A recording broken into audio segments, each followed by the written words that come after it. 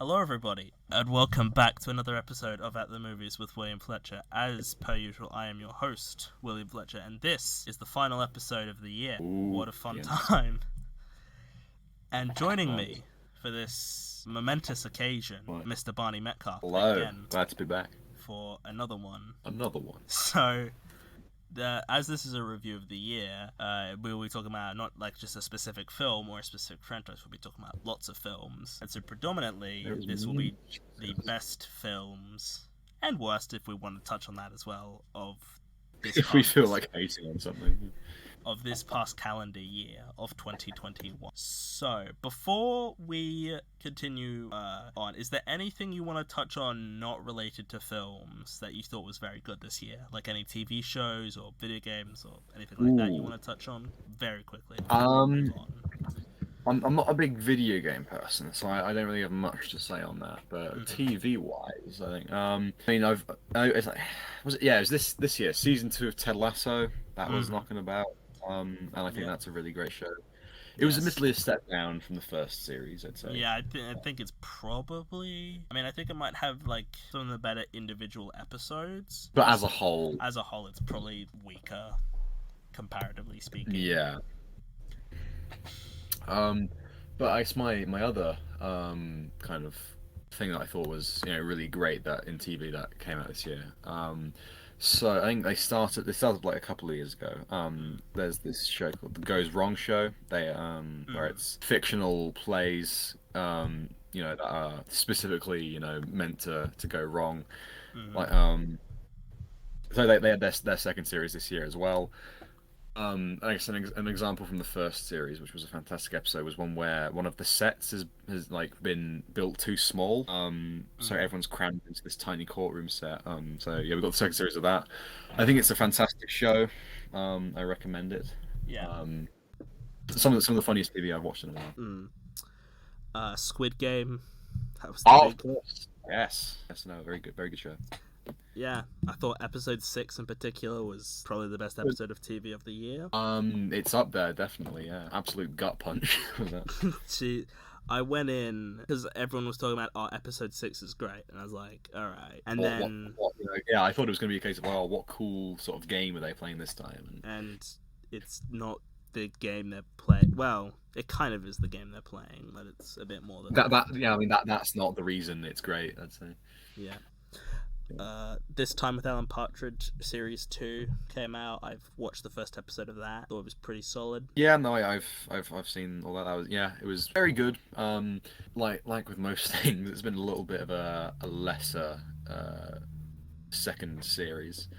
But still, Alan Partridge I think is always very solid. So it's good. Oh yeah, we've also got a bunch of Marvel shows which have been fine. Yeah. I think it peaked with WandaVision and it hasn't really been able to hit those heights since. I'd say it peaked with Loki personally. But and then Falcon and the Winter Soldier was pretty disappointing, and I haven't finished Hawkeye, so I can't comment on that. And what if? Yeah, I mean, weirdly, Hawkeye I think has ended up being my second favorite. I know you're a fan of this show, but the last series of Brooklyn Nine-Nine was last series of that, I thought the first episode was really weird. I like many, I wasn't a big fan of the first episode. It felt like it was trying to, like, the show's always been political, but there's that great episode where Terry gets racially profiled, which is one of the best episodes. I think probably my second favorite behind the one in the box where that episode is fantastic, whereas this one felt like it was trying a bit too hard. It pretty much spelt out everything. Like it was just like it just sort of name dropped a bunch of things and was just it was like it didn't quite feel emotionally cored like the other ones where they've tackled this sort of thing. It was just like George Floyd and protests and COVID, BLM, ACAB, all that stuff. Look how trendy we are, and we're keeping up with. Yeah, but I felt that the rest of the season picked it up, and I thought the last episode, well, it's like a two-parter. I felt part one was very strong finale. Good. Yeah, it's one of it was always worry when a show ends. Yeah. It's like it has to have a good ending, and I felt it. Especially in more recent years since Game of Thrones ended and everyone Yeah. hated that. It felt like a pretty much where the series would end up. Yeah, no, it's what I wanted the finale to be, one of their classic heist episodes. Yeah. Mm. It makes So, sort of perfect sense with the characters as well, and where Yeah, each no, character. you know, there is a character arc for Jake Peralta. So. Yeah, and I mean, not just in that singular season, but across all 8 seasons, it's been like. Oh yeah, no, comparatively to the end of the character. Yeah. And I've just remembered the other bit of TV I'd like to give a little shout out to. The Amazon Prime documentary series Clarkson's Farm, featuring Jeremy Clarkson of Top Gear and the Grand Tour and that. Really great show, actually. It was very interesting, very funny, but also a very, insightful look at, the farming industry, I guess. Yeah. I just 2 more things. What We Do in the Shadows season 3. I finished a couple days ago. I need to watch that. Really, really good stuff. Episodes 4 and the final 2 episodes are probably some of the best episodes of the show's run, in my opinion. And also Invincible season 1 premiered as well, and I really liked that as well. Haven't really played too. I don't really keep up with modern games too much, so I can't comment on it massively. I didn't play anything big like the new Resident Evil or Metroid or any of that stuff. The only games I played from this year was Super Mario 3D World plus Bowser's Fury, which I thought was very good, and I played a demo version of WarioWare Inc., the new Wario game. And other than that, there's not really much to touch on, really, in terms of non-film stuff. Yeah. Non-films, yes. So that's the end of the episode. There you go. So, 8 minutes. So, before we talk about like top 10s and stuff, what were some of, if you were to give me like 5 or so films you were looking forward to seeing this year, like what would be like your 5 most anticipated films? Let's take us back to the start of the year. Yes. Okay. Well, I guess the one that comes to mind off the bat for me would be No Time to Die. Of course. Because, I'm a big Bond fan. So I don't think that's ever come up on here, your love No. for James Bond. You've given no, like 4 or 5 of them like 10 out of 10. Something mental like that. I've got two 10s and 2 9.5s. Oh, yeah. Yeah. Which, it's basically a 10, so, Yeah. Fucking mental. Oh, no. I love James Bond. It's great. No, I like it too, but I don't even have 1 out of 10. The closest is a 9. Well, I pity you. Yeah, so, No Time to Die, of course.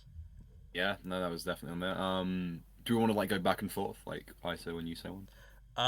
Yeah. Well, I was kind of, so stuff that I feel like there's gonna be some crossover. So, well, if there is, then we'll probably have to change it. So one of mine would have been No Time to Die, but you said that, so I'll pick a different one.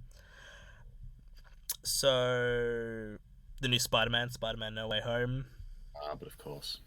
I feel like I didn't make a list necessarily ranking like films I was looking forward to this year, but I feel like it would have been number 1, and I'm sure we'll talk about it at some point in this episode. I mean, it's a Spider-Man film. They're pretty solid most of the time, and all the rumors prior to the film coming out in like December, January. Oh yeah, in terms of the amount of hype that film had built up. Probably the biggest MCU film since Endgame came out, and the first time in a while that I'd really been excited for something. Yeah, been excited for the a new MCU. MCU film. Yeah, definitely. Because after Endgame, I was kind of done. I was like, cool, we got Spider-Man, sweet, and then COVID happened, and we didn't get anything Marvel related for a year, and I was actually quite pleased because I was like, God. Words cannot describe how refreshing that was. And I like most of them. I didn't have to keep up with watching, I don't know, like Captain America 5, the Fantastic Four, or whatever. Yeah. And I was looking forward to a lot of that stuff, but I was just very happy that I didn't have to see it now, that I could just sort of take time and just like I not I, have that, to I could go into the cinema and you think, oh, great, I get to watch a Spider-Man film rather than, oh, gotta watch another bloody Spider-Man film. Yeah, exactly. That was the thing too. But well, I'm sure we'll get to it at some point. But I guess I won't give away my feelings on the film yet. We'll just get to that later. Next up on my list of anticipated films. I don't think this has been particularly mentioned either, but I'm a massive Edgar Wright fan. And of course, his new same film, here Last too. Night in Soho, came out this year. But you are again, I think 10 out of 10s or something like that. Well, who's to say we may touch on one in the episode? Yeah, we keep listening. Oh, it's Yeah, kind of made it I'm in obvious, terms haven't of. Well, yeah, exactly. He's only released one film this year. No, he hasn't. He's released 2 actually. It's a Oh, of mystery. course. It's Yeah, the so, Sparks which would brothers. it be? I won't say which one I forgot about. Although I can't really name the film now. Oh well. Yeah, the one I was looking forward to was Last Night in Soho. But, oh, what a disappointment, or was it? Find out. Yeah. I unfortunately did not get to see that in cinemas, and I had planned to, but time got away from me, and so I didn't see it, unfortunately. No time to watch Last Night in Soho. Okay. This might be a bit of an interesting one. Zack Snyder's Justice League. Ooh, yeah, that is an interesting one. Because I hadn't really thought about it, and I kind of got swept up in the hype. And I don't know if we're likely to talk about it, because it's not in my top 10, and I don't think it's in yours either. It isn't, no. Okay. So I guess I'll just give my opinion on it now, and if you want to add stuff as well. I think it was a massive disappointment, honestly. Oh yeah, no, I thought it was crap. and I'm not like, and I don't mind Zack Snyder's other films. Like, I think Batman v Superman is fine. I think his Watchmen film was actually pretty good. It's decent. Yeah. Army of the I Dead, like which came out, I thought that was also decent. Genuinely, I think that might be my favorite of his films. Army of the Dead. Yeah. That's an interesting choice. Because I most need people. to Google what else he's done. He did 300, didn't he? I'm not saying that. He did Dawn of the Dead. Dawn of the Dead, yeah. I prefer that to Army of the Dead. Yeah. I take it back. Dawn of the Dead is my favorite of his films. Yeah. That's not a high bar, though, is it? It's not exactly. Yeah. So, I think I don't know if I'm just missing something, but everyone's talked about Zack Snyder's Justice League like it was a completely new film, and I was like, yeah, and not just it's the same one. Drawing out another 2 hours of this film. Yeah, it's the same film, just twice in length. Honestly, yeah, like, just twice as long, and it's like bloody hell, drop a bomb. It's the same story more or less. Yep. It's just hey, let's add some new characters. Basically, it's just there's extra storylines that don't actually really do anything. Yeah, they don't change the film at all. Oh, and let's set up for a sequel that's never gonna happen because obviously it's not. Snyder, you idiot. And I don't understand this idea, and this people are like, "Oh, come on, bring back the Snyderverse, make another one." It's like, no. No, why? You got what you wanted. Just leave it at that. Just go home. It's like, you got the film you wanted. Is that not enough for you? Do you just want him to keep making his shit? Like, they did you a favor. They gave you this film. Now do us a favor, and please just shut up. It's like, and it would be one thing too, by the way. I want to touch on this. If Zack Snyder was fired, okay, he was unjustly fired from Justice League, but he wasn't. He purposely chose to leave for very legitimate reasons, and I feel perfectly acceptable reasons. His daughter had committed suicide, and I feel very bad for him. That doesn't mean that's Warner Brothers' fault that they had to get in like a new director to do some reshoots. Because it's not. Like, they just had... Well, I mean, do they have to do reshoots, though, to be fair? Yeah. That is a bit debatable. What you mentioning his daughter then is actually a pretty good segue. I felt really bad after I watched this film. Jesus. Wow. All right. Yeah. I'll explain why. Yeah. Please. Because over the ending credits, he plays "Alleluia," the song. And I was like, is he just taking the piss out of himself? He's already used that in like Watchmen. Like, come on, dude. And then I read about it, and apparently that was his favorite song. I'd already complained about this on the internet at that point, so I was like, oh no! And if you've done it on the internet, it's there forever now. Oh yeah, no, that's me. Yeah, if I ever try to get a job down the line, they're gonna say, "Oh, I see here you made fun of Zack Snyder." Not his daughter, you fucking bastard. You psycho, yeah. Yeah, and it's just like, and also to talk about the film, there's a black and white version too. Oh my, yeah. So genuinely, one of like simultaneously my favorite and least favorite things about the internet is the Christ-like following that Zack Snyder has. People that see him as this auteur that recreated or created his own genre. This messiah of filmmaking, yeah. a modern day Kubrick, I guess. Yeah, just comparing more or to less. The geniuses. Jesus and Kubrick had a child and created Zack Snyder. Jesus Kubrick.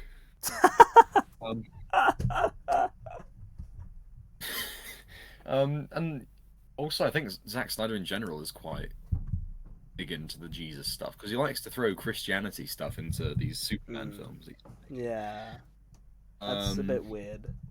Yeah, but yeah, like today I watched the Joel Coen's new film, The Tragedy of Macbeth, and that is it black and white in the 3:4 ratio. Yeah, and I can just about go with that. It really works with the tone of that film. Yeah. But Zack Snyder does the same thing with one of his versions of Justice League, and that depresses me that I had to say one of his versions. Not only does he have the 4-hour cut in color, he has another one in black and white. Yeah, and it's so weird to me that I saw comments of people talking about it, and people are like, "Oh, I've watched it like 4 times already." I'm like, "What the fuck are you doing?" Yeah, that's third of a day. No, 2/3 of a day. Sorry. Yeah. Like, if you've seen it 4 times. Like, also, I swear I saw something. Someone was like, "Oh, I've seen it like 8 times already." I'm like, how? Yeah. What do you do with your life that you can watch a 4-hour film like 8 times? I don't understand. Really, nobody has said to you that life's too short if you've seen this film that many times. Yeah, like some of my favorite. I've barely watched any of my favorite films 8 times. And they're like less than 2 hours. I've never seen it 8 times. Yeah, exactly. Like, I think the closest would probably be Hot Fuzz and Shaun of the Dead. I think for me it's probably like The Lion King for me because that was like a childhood classic. Oh yeah, there's probably some stuff from when I was younger. Yeah, like Lion King and Aladdin and stuff. I've probably watched a bunch, but like. But yeah, no, I think other than that, my contenders are probably the Edgar Wright Cornetto trilogy. But the difference between the Cornetto trilogy and Zack Snyder's Justice League is they're good. And they the difference, the longest of those 3 films, Hot Fuzz, is 2 hours long. Yeah. The difference between that and Zack Snyder's Justice League is 2 hours. Yeah, and also they warrant being watched again and again, so you get new things, you get new jokes, so there are layers. Whereas, Zack Snyder. Yeah.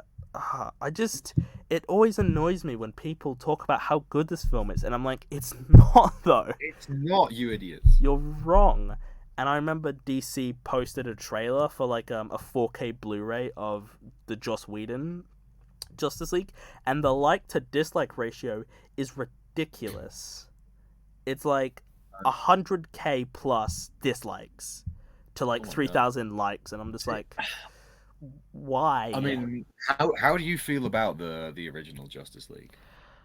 It's like, I think I gave them both the same score. I think I put them both as like a 6 out of 10. But it's like, I don't really care that much. League at 6, but I've got the Snyder Cut as a 5, and I will happily like say that. Yeah, I prefer the original. Yeah, and it was also crazy because like Snyder's Justice League was in like the IMDb top 250 at one point this year. Oh yeah, I've just gone on to look. Thank God it's not there anymore. Yeah, but it was for quite a while. Yeah, like when it was first coming out, it was at like a 9 point something or other.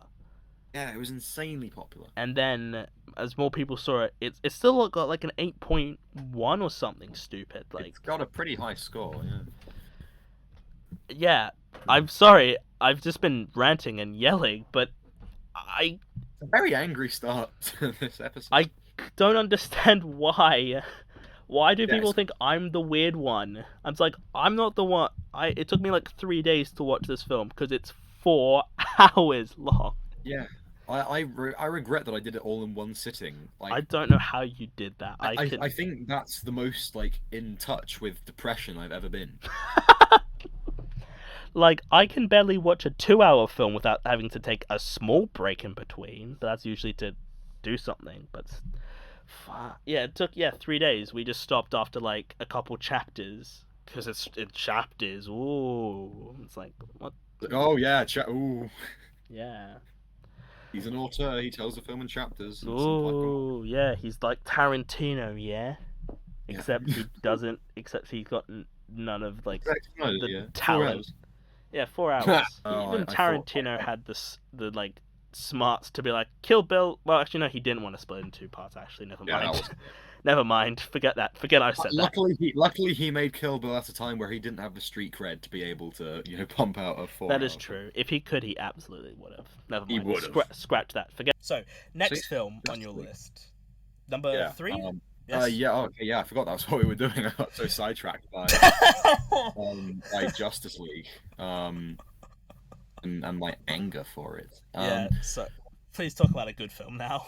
Yeah. I'll let me think. So what's come out that I enjoyed and is actually good? Well, no. What were you looking forward to? It doesn't necessarily. Yeah. Exactly. Yes. Yeah. Yeah. Something that I've looked forward to that I can That pass was off good. as something that I enjoyed. Something at least decent. Yeah. I'll try and avoid stuff that's in my current top 10. Yeah. Oh yeah. Okay. Have you seen A Quiet Place Part 2? I have. Yes. Because I quite enjoyed that. Did you like the first one? I like the first one. It's good. But Yeah. it doesn't quite do it. Yeah. I think Quiet Place Part 2 is pretty good. I liked the first 10 minutes or so when it's like the very beginning of the alien invasion. attack. Yeah. I thought that was really good stuff.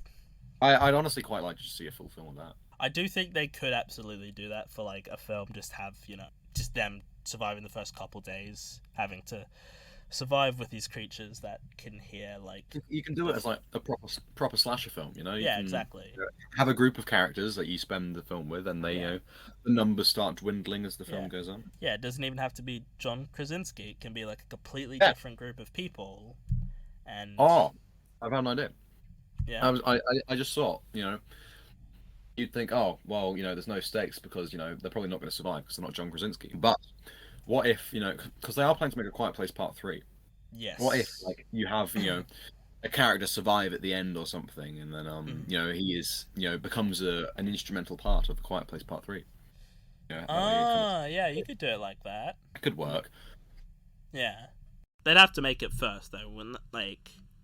Yeah, no, you'd have to make it as a prequel that prequel, is made. Yeah. No, I quite liked it. I felt the third act. I felt like the film kind of reached an end point and then kind of progressed. Then past it. Then kind of went a little bit longer, and I was like, don't know if I needed the last 15 minutes. I get sort of what they were going for, but it felt like you've wrapped up this story. You sort of ended the story here. Yeah. And you're just extending it a little bit more. Like, you could have that be the beginning of, like, the next one, if you wanted. But...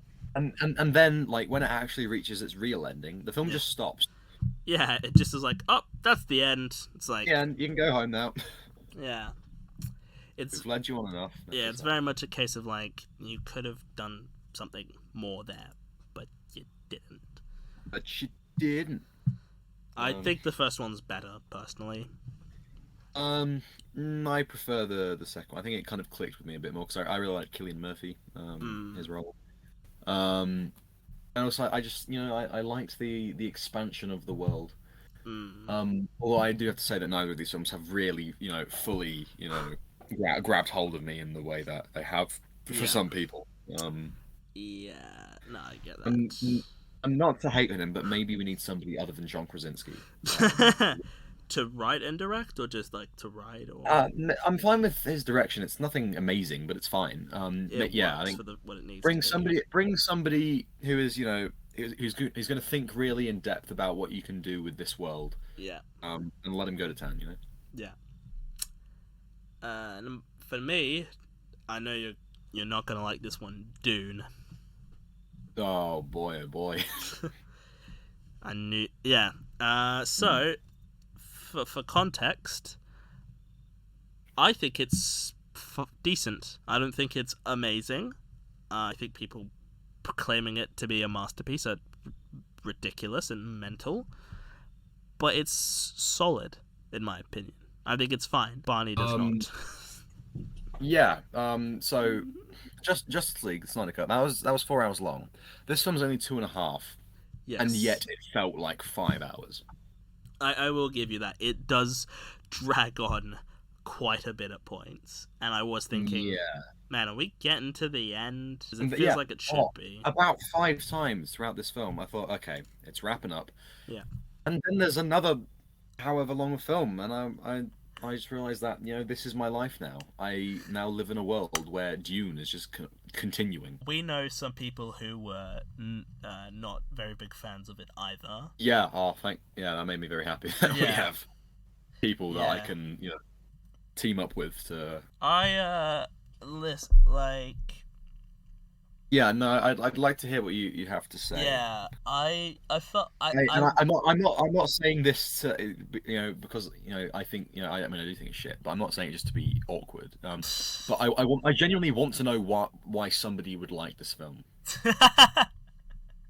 I need I need to be so educated. I had planned at the beginning of the year to read the book, and I didn't.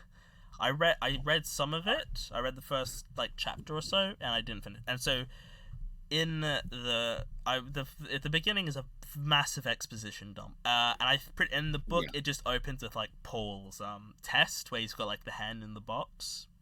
Okay, I'll be honest. I found it really funny that the main character's name is Paul. Yeah, that is weird how the main character's got the most basic white person name, and everyone else has Oh. got fucking Yeah, they've got space names. they've got Although space name. the same can be said for Luke Skywalker. Yeah, I guess that's because the name doesn't necessarily. It's a memorable name for the main character, so you can remember them easily. I guess is a sort of way to justify it. I guess. Yeah, no, it's just kind of a name that instead of calling him something like Jathak or something, and Yeah, exactly. alien word. Like in other sort of sci-fi properties, stuff like Firefly, the main character's name is Malcolm. It's a pretty simple name. Star Trek, you've got Kirk. Kirk, one syllable. In Yeah, other Star Stephen Treks, Kirk. you've got Picard, simple name, and That one's a little bit. a little bit more, but it's His name's like Jean-Luc Picard. Yeah. Yeah. but Just because his name was Paul, I was expecting him to have mates called John, Ringo, and George. So, now that would be good. Space Beatles. yes, that actually would be good. So I personally thought the performances were, well, they ranged from decent to serviceable. I felt. I didn't care for any. I mean, I don't think any of them were. I mean, do I? I don't know. I don't dislike. I mean, again, do I? I didn't like any of them, but I don't have any strong feelings of hate towards any of the performances. I was like, well done. You remembered the lines, although nobody seemed to be trying. I'll say that, unless it was actually just Denis Villeneuve that was like, everyone deliver your lines as if you just don't care, because everyone's like, I've actually got a question oh no, because I look at haven't the space world. I haven't really seen anything else from Denis Villeneuve. Do you have a dislike of any of his other films at all, or? Well, it's actually I've only seen 3 of his films, I'm gonna say, and it's actually quite a nice spread because I don't like this. I'm kind of, in between on Blade Runner 2049. Yeah. And then I really like Arrival. I think it's a very good film. Okay. So I've kind of It's not a yeah. it's not to do with the director slash writer. No. Yeah, I think it's just due to the fact that it's. Yeah. I I don't felt. really. Yeah. I mean, I know you could not be asked to go see this in a cinema. You decided to Yeah, watch no, it at home. I committed a crime. I And yes, mean, yeah, I saw it in a cinema and I felt visually it was very impressive to see it in a cinema. Just sort of the scale of it really was enhanced, I guess, by it. The sort of stuff of them like flying above like the sand worms and I you know, mean, yeah, that did occur to me. Maybe seeing this in a cinema, would benefit my experience, yeah, and maybe I should have done that to begin with because I was invited to go see it in the cinema, and I was like, no. yeah. Just 'cause deep down in my heart, I know I couldn't quite bring myself to watch Dune again. I thought like in terms of like the action, I felt that was very well choreographed and sequenced. A lot of the time, I felt the final sort of duel between Paul and that guy, whose Yeah, he name has to fight some dude, some yeah, sort of initiative. I thought that worked pretty well. Um, I don't think that Denis Villeneuve, I don't know, the Villeneuve, I think. Dennis the Menace. Um, I don't think he's really an action person. I Mm, think from what I know of his work, they're all very, philosophical and yeah, like thinky and Prisoners for mellow. them is like a sort of a crime drama, but it's not Yeah, like really a got action. psychological thriller. Yeah, and Um, Blade Runner, I haven't seen it, but I'm pretty sure it isn't really like that. And I don't, it's not a big action film, and no. Arrival Um, isn't really like that from what I know of it yeah, either. no, and the Rival's definitely not. And I just kind of get the feeling that his style of direction doesn't really match action because it's not particularly energetic. It's not particularly like It's more slow and methodical, bold. and Yeah, definitely, definitely. yeah, So I guess I yeah, yeah, I I I need to will watch the rest of his films to really kind of plant my flag where I think yeah, I'll land. uh, yeah. I thought sort of in terms of like costumes and makeup and production design, I thought were all very good. I don't know how accurate they are to the book, but I thought they all Mm, looked visually very well done. yeah, it's the desert, isn't it? I mean, well, I mean the I stuff in the yeah. desert is, I mean, it is just the desert, but I mean like the inside stuff, you know, Oh yeah, like yeah. I mean, the when ships and going into this film, I did think I don't think this will be a film that I'll particularly dig, but I think I will at least appreciate on a the technical craft. level. And I didn't even really get that. Mm. I was just kind of like, eh. I think I was just really tired, about getting about half an hour into this film, and I was exhausted. It going to what we do in the shadows. It's like Colin Robertson. It's like an energy vampire. It just drained me. It's a great analogy. I wonder if anyone will get that. Yeah, well, hey, I hope if you someone don't get it, listening. watch What We Do in the Shadows. Yeah, they just You finished won't. filming season 4, so it'll be out Oh, yeah. relatively. Yeah, they finished filming it like a week or two ago. So, Oh, very good. I mean, I haven't uh, seen it yet. I'll get on that. yeah, yeah. I just thought it was fine. It wasn't particularly amazing, but I didn't think your distaste for the film was necessarily warranted. Uh, I mean, I will say, going in, I didn't think this film would be for me. And, I maybe think I've that's just what. kind of, if anything, I've just proven my own point that I should just kind of stay away from this sort of stuff. Yeah, I mean, will we Oh, see and of course, part 2 when it comes out? I was just going to say, I haven't even touched on my anger that there's going to be another one. It's so weird Um, because it wasn't. let's It's face like it, it's probably going to break 3 hours. probably. I mean, this film was what 2.5 hours, and it's Yeah. only half of a singular book. So, Yeah. yeah. Are there other Dune books? I don't. I feel like I read something that there might be sequels, but I don't know if they've got like the same characters in it. Yeah. Well, there are. Yeah, but Oh, I good. don't know if Paul's in all of them or if he's just in. Oh, well, I don't care for him as a protagonist anyway. Yeah. So. Oh, and I felt the score was also pretty decent as well. It's not Hans Zimmer's best, Um, but it it didn't was. jump out at me as being like, wow, what a soundtrack. You know, some kind of people in the chorus all kind of go like, ah, every now and Ah, yeah, but it's it's very, like very, a very like Wonder Woman, but yeah, not as unbearable as that. yeah, Um, so yeah, a lot of it just kind of passed over me, and I was like, oh, the film's still going. Oh, yeah. oh, there you go. There's why. Yeah, this film put me into like a comatose state Mm, where I couldn't quite bring myself to turn it off, but at the same time, yeah. yeah. Um, So now we've got two more each to talk yeah, about. I've come to my fourth one. Yep.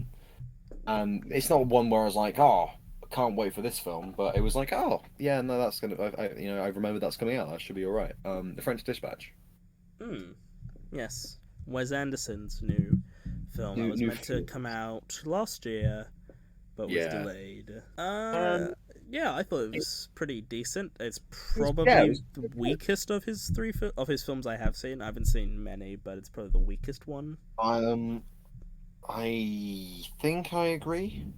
Mm, I've not seen many of his. I've seen four of his mm, films. Possibly, actually, no, this is the fifth. I think I've seen mm, Grand Budapest Hotel, mm, Isle of Dogs, Fantastic Mr. Fox, Moonrise Kingdom, and this. mm. And I think I prefer this to Moonrise Kingdom. I think probably his best. I've only seen Fantastic Mr. Fox, French Dispatch, and Grand Budapest Hotel. I think Budapest Hotel is probably his best one. But still incredibly overrated though. Like, But yeah, no, I agree. I mean, if anything, seeing as I think that's really the only film of his that gets really talked about a lot. yeah. Um, I mean, it was and so Oscar I non. guess, Like, it was Best Picture in yeah, his first I like guess I Best would Picture. argue that, one of his films that I consider to be my favorite is arguably underrated. And I'm a Fantastic Mr. Fox kind of guy myself. Mm. I haven't. I watched it. I watched that when I was like 6. So Oh yeah, same. I haven't seen it in a good long while, but yeah. I mean, I was just looking forward to it because I was a fan of the book because I yeah, grew up reading exactly. Roald Dahl. So yeah, French Dispatch I thought was fine. I felt I feel like the having it split into segments is yeah, to its benefit. yeah. Um, I personally think the best one for me was the one with Benicio del Toro. I agree. I thought it was a bit weird when they had I forgot the act. I don't know how to pronounce the actress's name. Leia Seydoux. Yeah, and she's just like naked Yeah, at there's a very multiple lingering shot points. of us being naked. Like, okay, this is interesting. I had a friend who saw this film with his family. Oh no! Did he? So that was a fun experience for him. Yeah. So he Oh, that's always awkward. It's always awkward when they have something like yeah, that in the no, film. it's You're that just like, classic meme, like when people kiss in a movie. Just yes, this floor is made out of floor. yeah, and you don't make eye contact. It's like, nope, nothing's happening right now. I'm just turning to look away. Yes. Oh, what's that? Somebody is calling me. Oh well. Oh, guess I've got to go. I'll be back in a Guess I gotta couple look away minutes. from the movie with the woman. Oh no, I missed this scene. Whatever will I do? Gosh heck it. Yeah. I felt, yeah, thought it was fine. Didn't think it was Yeah, I kind outstanding. of feel that way about a lot. I mean, even the films of his that I really like, I do enjoy Isle of Dogs, Grand Budapest, and Fantastic Mr. Fox a lot. But at the same time, I'm just kind of like, cool. He has made a film. Well done, Wes. Yeah. Have a gold star. Yeah. A winner is you. Yeah, yeah, exactly. You get a tick next to your name on the thing. Yeah. Um, So for me, number 4 on my list, Luca, Pixar's offering this year. ah, I'm always interested in seeing what Pixar does. Dove. yeah, yeah, definitely. Dove. Yes, the Pixar Dove. Every year they probably make one of the best films of the year, and we'll see if that No, happens. that's yeah. I think I most mean, years they make at least a contender for best of the they year. usually make one film that is, around or in my top 10. Like Um, last year there was Soul. I didn't really care for Onward that much. Onward was fine. Then there Yeah. was Toy Story 4. Then Incredibles 2, which was a massive disappointment. Oh, com- finally, something else. comparatively speaking. Oh yeah, To yeah. It's still a good film, but still, yeah, yeah, still good. I still as a like follow it, up to but The Incredibles. I Yeah. was expecting like, oh, it's one of the best films of the year, and it wasn't. Just kind of wasn't, but Yeah. yeah, Luca. I thought it was one of the most light Pixar films. Like, it's not really a major story. It's not like Wall-E where you're going into space and trying to save the Earth, or Exactly. Yeah, it's like not try. It's not saying anything particularly new. Like it's just yeah, kind of be accepting of other people, kind of. yeah. Yeah. But I feel Whereas like yeah, it's not like Wall-E where it's being like don't get fat and lazy and pollute Earth or yeah, like and it's not like what's the there's something else it's just gone out of my mind that had a real kind of subtext to it, but it's gone. yeah. So I appreciated that it was yeah, because Soul as well was like a big deal, like a massive yes, Soul get and Inside Out. That's kind of from the yeah, same sort of area. They get very kind of like introspective and and like looking at what is life? the human condition and sort of the human sort of Yeah, yeah, yeah. ways we live. But The this is money. just like it's just kids who want to. It's like just these two kids who want to win a Vespa. Yeah, they Like want that's to get all a it little is. motorbike to go driving around Italy. And it's like a good. It's just like it's like 95 minutes. An hour and a half, It's, and you it's, a, can. it's a soft remake of Call Me by Your Name. I haven't seen that, but Well, is it's it? basically this, but gay. And with a much older man and Yeah, well, yes, that's and who's obviously this, played this by isn't about yeah love in that way, but yeah it's like I say, yeah a soft remake. yeah an older man played by a bad person. Yes, man who said some bad things. And accused of bad things. I thought the villain was so cartoonishly evil that I kind of loved him. Like, Yeah, he showed up, and I was like, oh, okay. And then by the end of the film, I was like, this guy's the best. he's so unnecessarily mean to these like 10-year-olds. I But I know was like, he's such a Often I will refer to the villain of the film as the villain. yeah, This is the sort of guy that I refer to as a villain. You know? yeah, and I just love that he is just like he wants to win this race for children. That like they Yeah. somehow.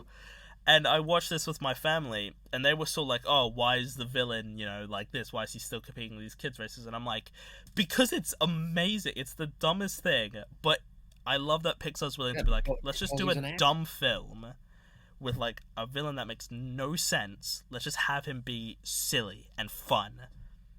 For Yeah, the exactly. For once, I say for once, but in quite a rare occasion, the villain isn't, before he finds out that like the main characters are like mer people.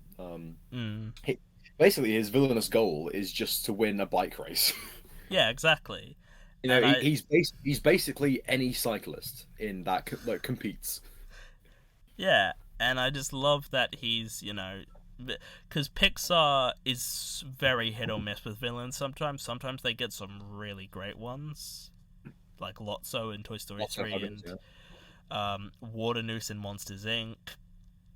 But in this, Yeah, and and here he's just a guy.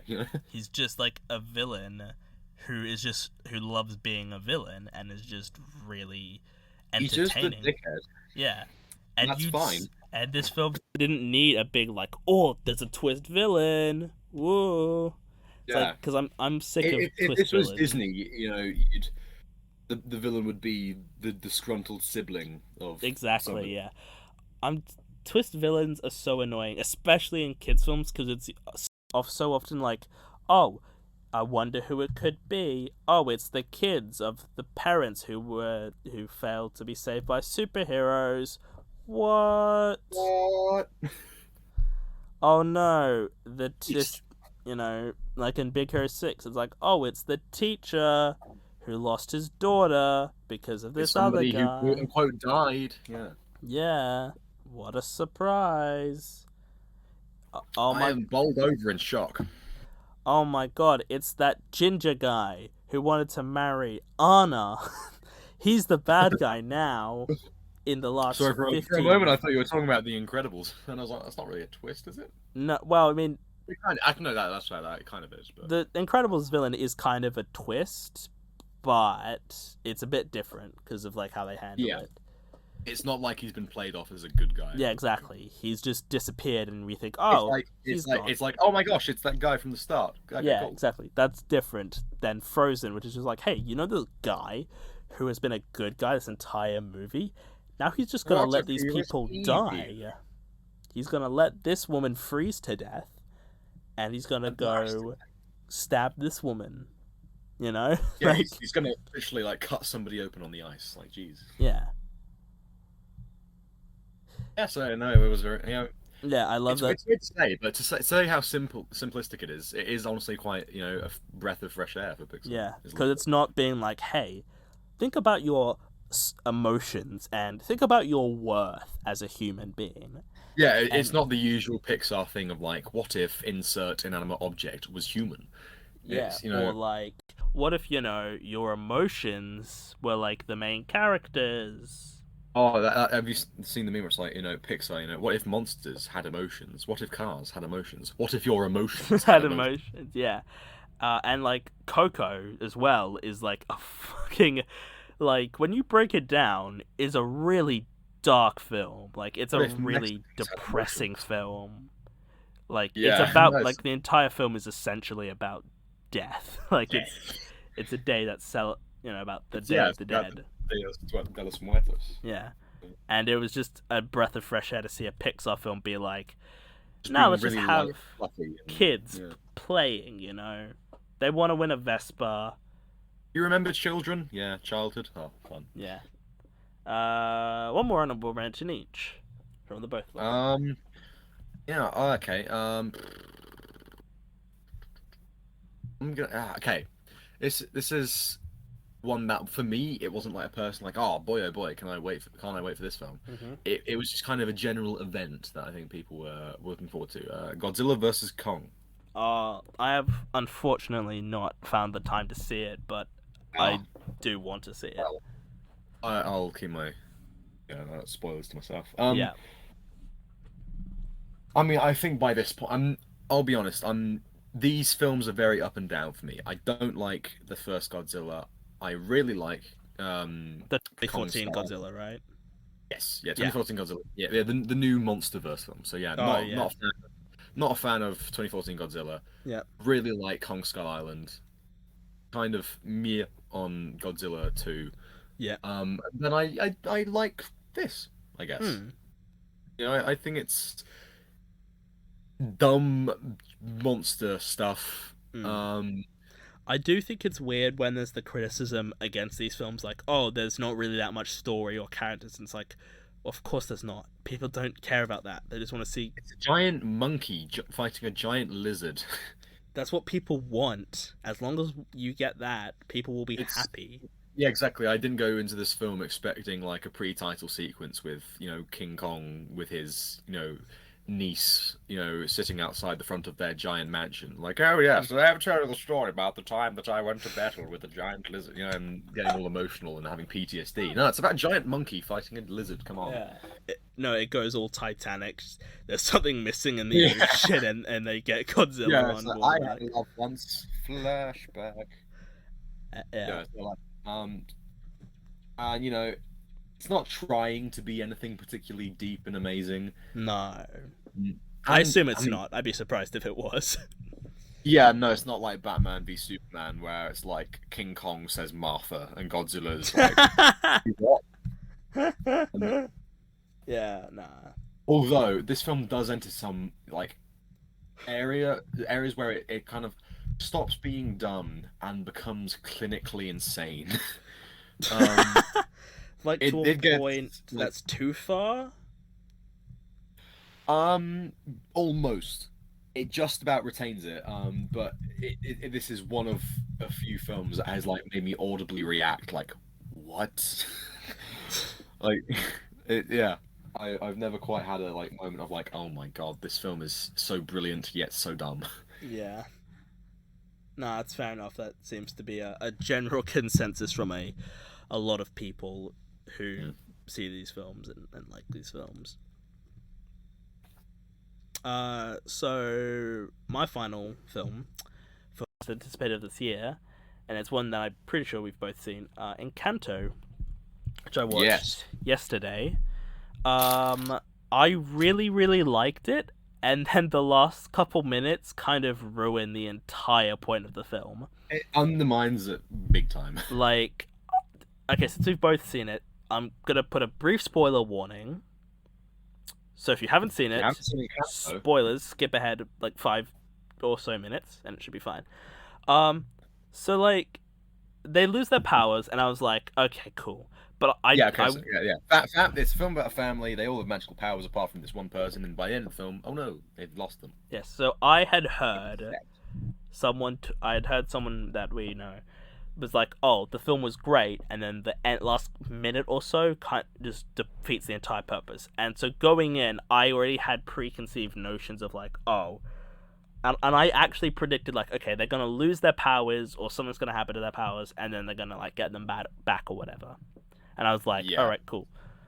Because I was thinking I'd forgotten about that until around the point that they lost their powers, and I was like, okay, well they're gonna come back, aren't they? Yeah, and I was kind of like, and it was getting towards the end of the film, and I'm like, okay, nothing's happened yet. And I had kind of sort of forgotten, like, oh, he said it's like literally in like the last minute or two that this thing happens, and I was like, okay. And so we had paused it because we were watching with some other people. They had to go home, and they wanted to also remember what placement it was, so they could watch it at home. And so there's like 40 minutes left, and then we paused it a little bit later because someone had to go to bed, and we're like, oh, there's 25 minutes. We played, and then like 7 more minutes of film happen, and then it's like 18 minutes of credits or whatever. And I was like, holy shit, like, that's insane. Long credits. Yeah.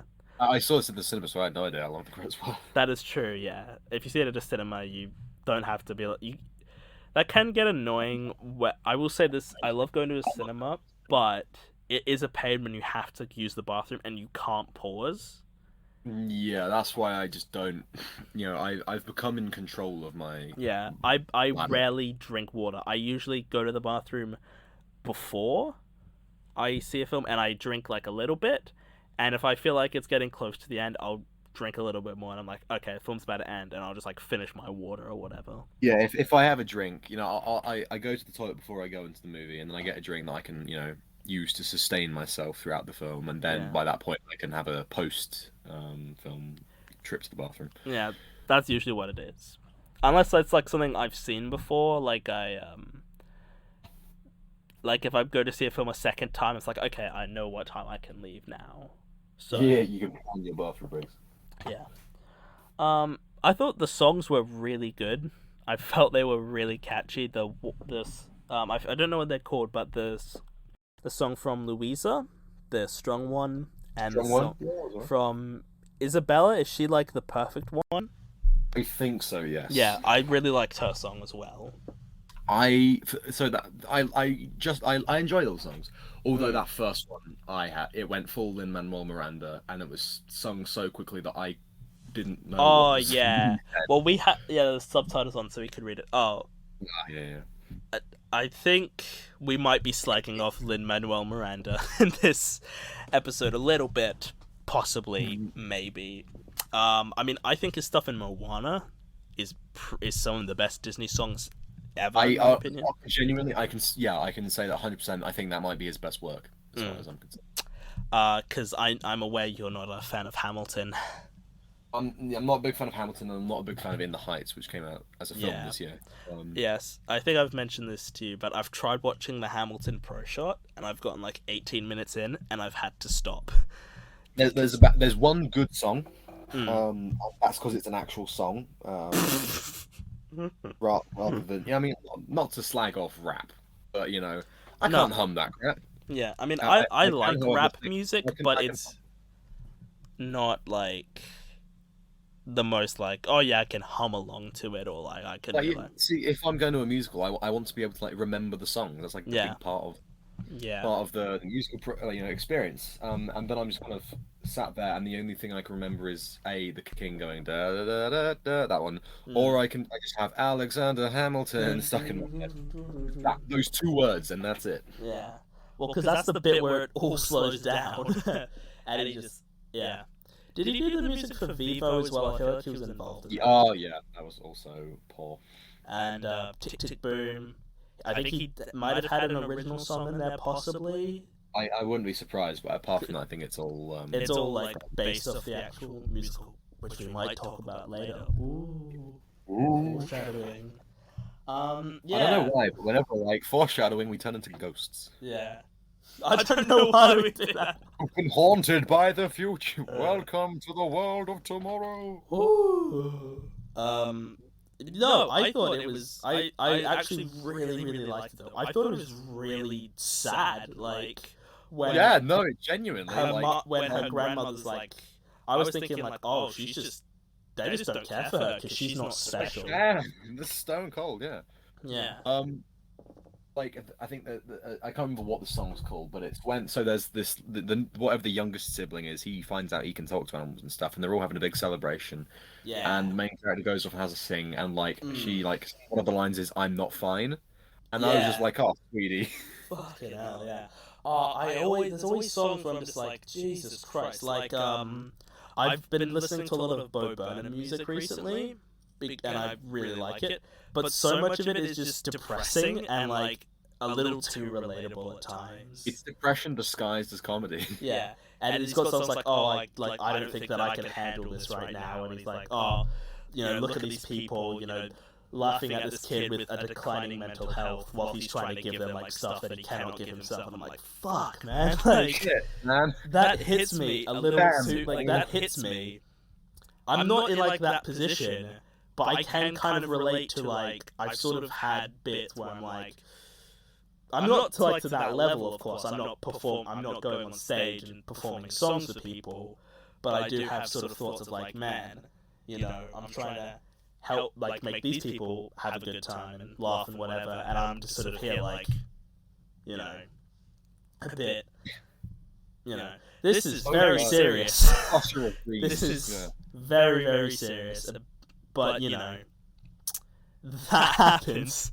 So with Encanto, I love a good dysfunctional family thing. Oh, that's a classic like trope of just Disney actually.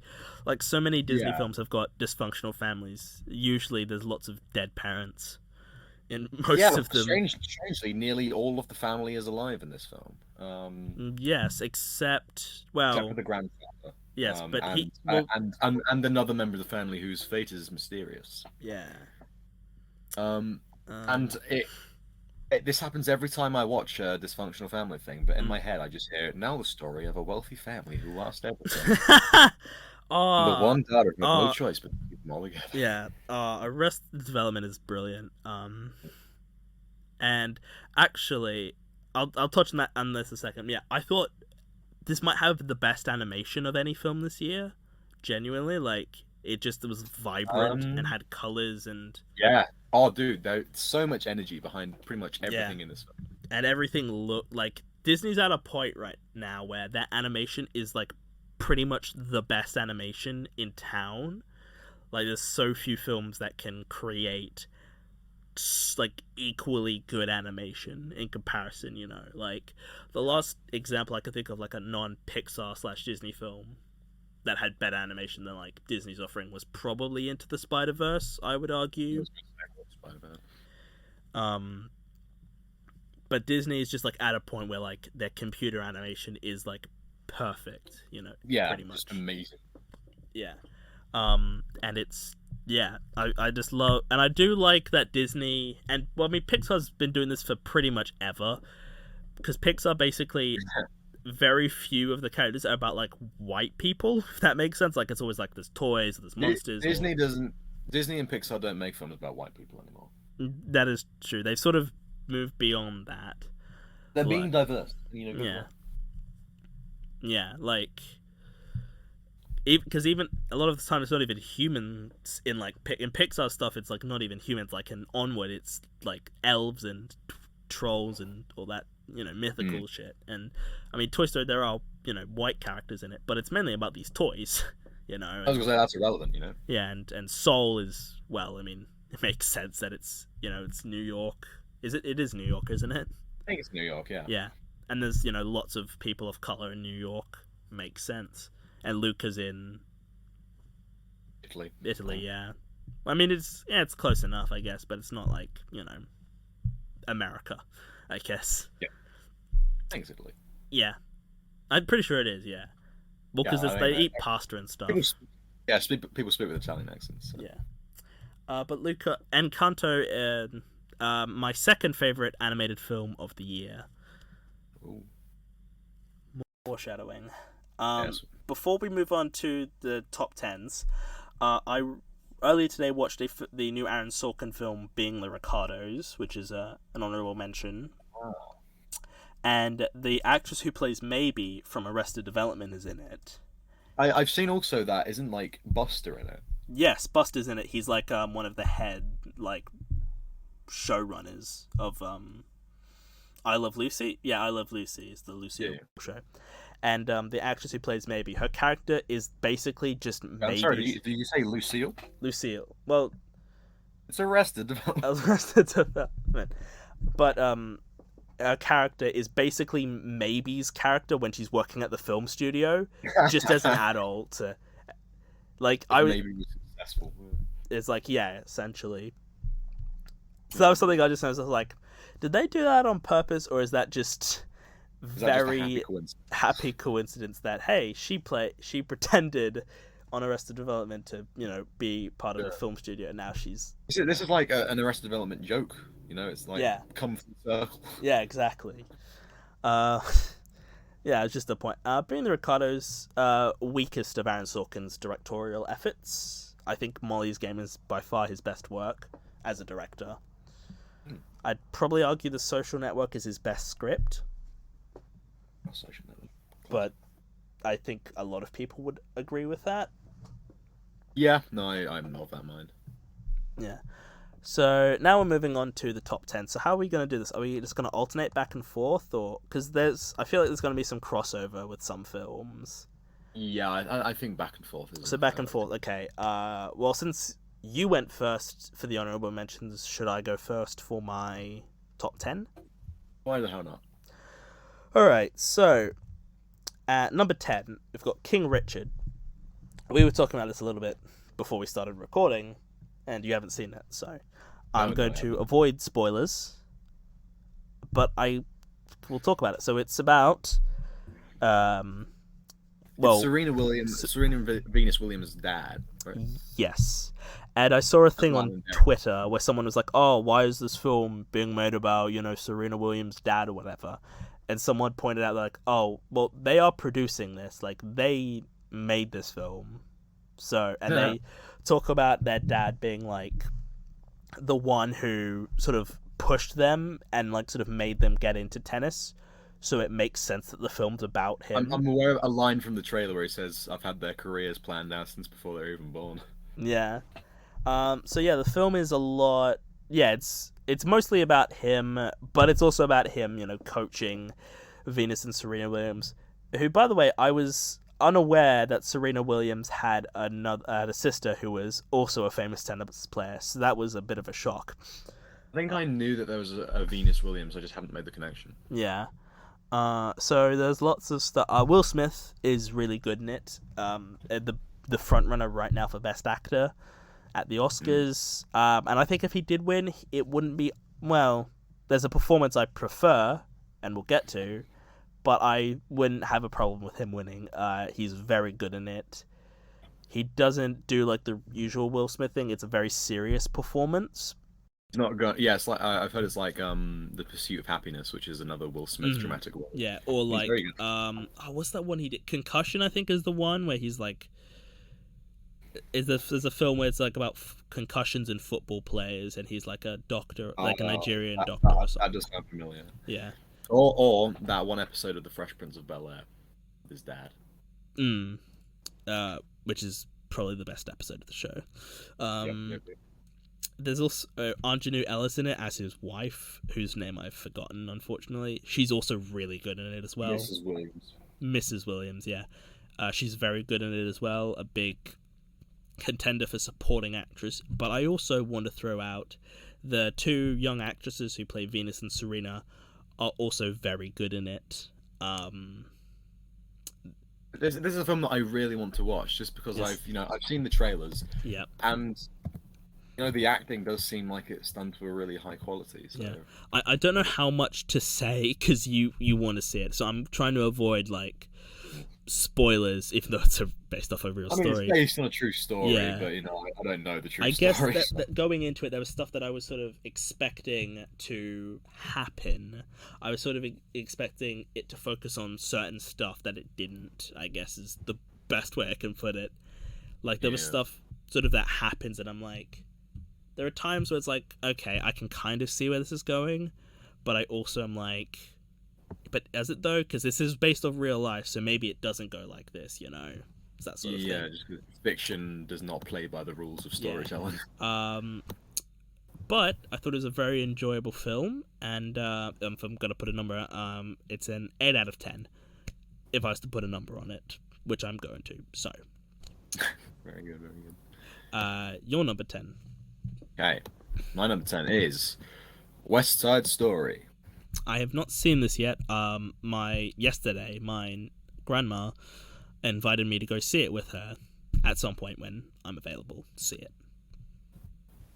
Right. Well, likewise. Do you know how much do you know about West Side Story? I mean, it's Romeo and Juliet, essentially, isn't it? Like, more or less, yeah. But I don't know how. I don't think. I mean, I'm not entirely sure, but I'm not sure. I will not say to what degree it is. Because I'm not sure if they both kill themselves at the end or not, like Romeo and Juliet. Or if it... Who is to say? I just know that they're like two. Yes, people. They're two lovers from two rival gangs. Yes, I'm aware of that part of the story. I haven't seen the original. I was going to, but then I feel like I left it a bit too soon. And I didn't really want to watch the same film twice in one day, pretty much. Yeah. So I just saw this. And I had a much better time than I was expecting to have. A lot of people from sort of outwardly seem to be really liking it, surprisingly enough. Yeah, to say it's a remake. I felt like a lot of people... Or when, people watch a remake and decide they like it, they say, oh, no, it's not a remake, it's just another adaptation. But, yeah. So is it... I mean, the story's the same. Like, it's very much a, Yeah. For some reason, I didn't think I was 100% aware that it was a Romeo and Juliet thing, but then, like, the moment I read about the film before I watched it, I was like, oh, okay, yeah, no, this is Romeo and Juliet. So there were bits that I was like, okay, I can kind of get an idea of where the plot goes. And to say that I kind of, was a couple of steps ahead of the plot before it even reached those points, I was still, very engrossed by it. I have to say, and it's not the film. Yeah. Sorry. How was it like performance-wise? Because I know, the two of the main females, Rachel Zegler and Ariana DeBose, are big awards contenders and big favorites to win. I need to quickly Google which one Ariana DeBose. Okay, no.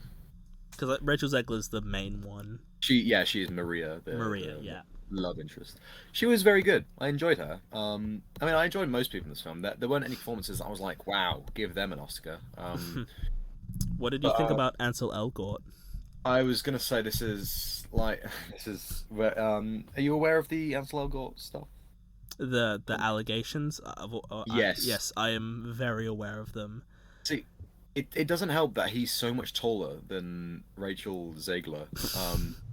Because there's a bit where when they first meet, they're underneath some stands. Bleachers? I think bleachers. I think is the word. Yeah. And he's massive. That doesn't really get away from her, Ansel. Yeah. That's not.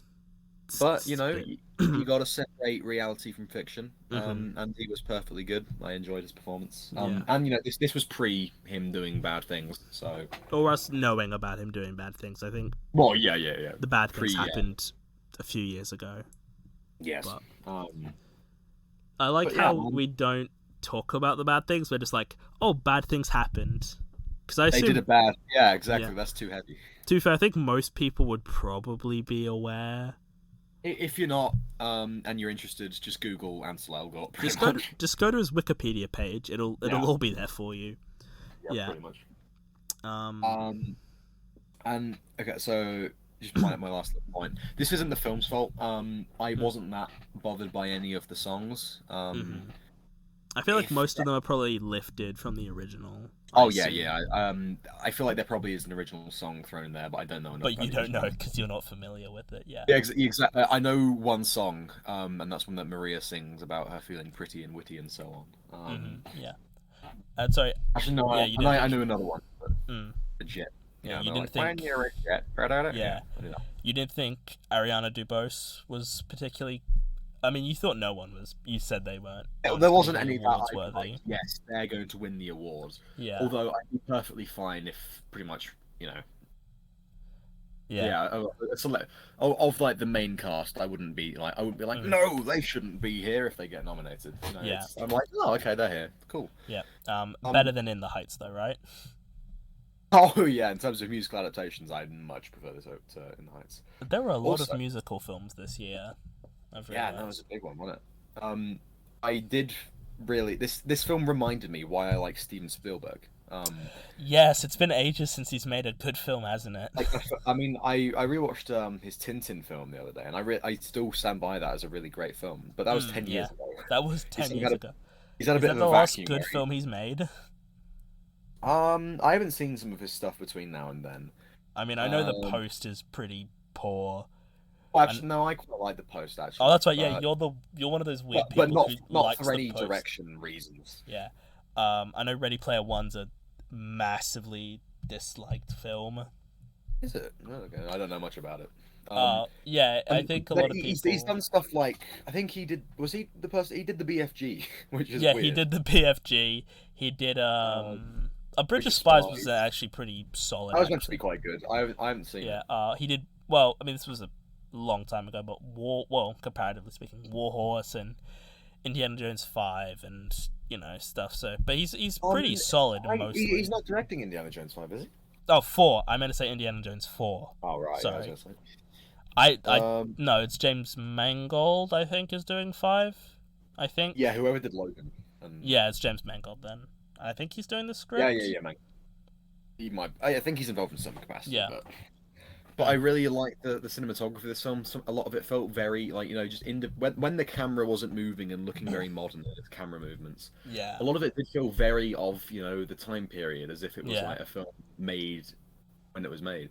In fact, even when the camera is moving, actually, certain bits of it feel very of the 50s.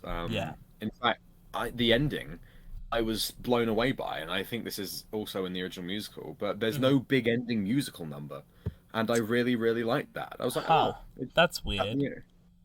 It comes to a natural conclusion of an ending rather than everybody having to put on a top hat and descend down some stairs. Singing about how great it is, but Encanto does that pretty much. Well, yeah. Yeah, but it was a really nice kind of quiet and kind of chilled out ending, I guess. Yeah. Without talking about the ending. I've unfortunately not seen it yet, so I can't comment. But knowing people are liking it, and people that I would expect to dislike it are liking it, I'm pretty interested to see how it is. Yeah, no, I'd like to see Steven Spielberg do another musical because it's never occurred to me before that he should do a musical. I'm trying to think, has he never done a musical? I feel like I don't think he has, because a lot of his films have such a kind of energetic direction that they lend themselves so a lot of them are directed around music so much that it makes so much sense. Yeah, he would also would you love to see him do a Bond film? Because that's something he'd love to do. Oh, that'd be interesting, actually. But do you think because he's wanted to do it for years. I mean, that's why Sean Connery was in Last Crusade. He was yeah, I was going to say, he's been wanting to make one since the 80s, which is why he made Indiana Jones. Yeah.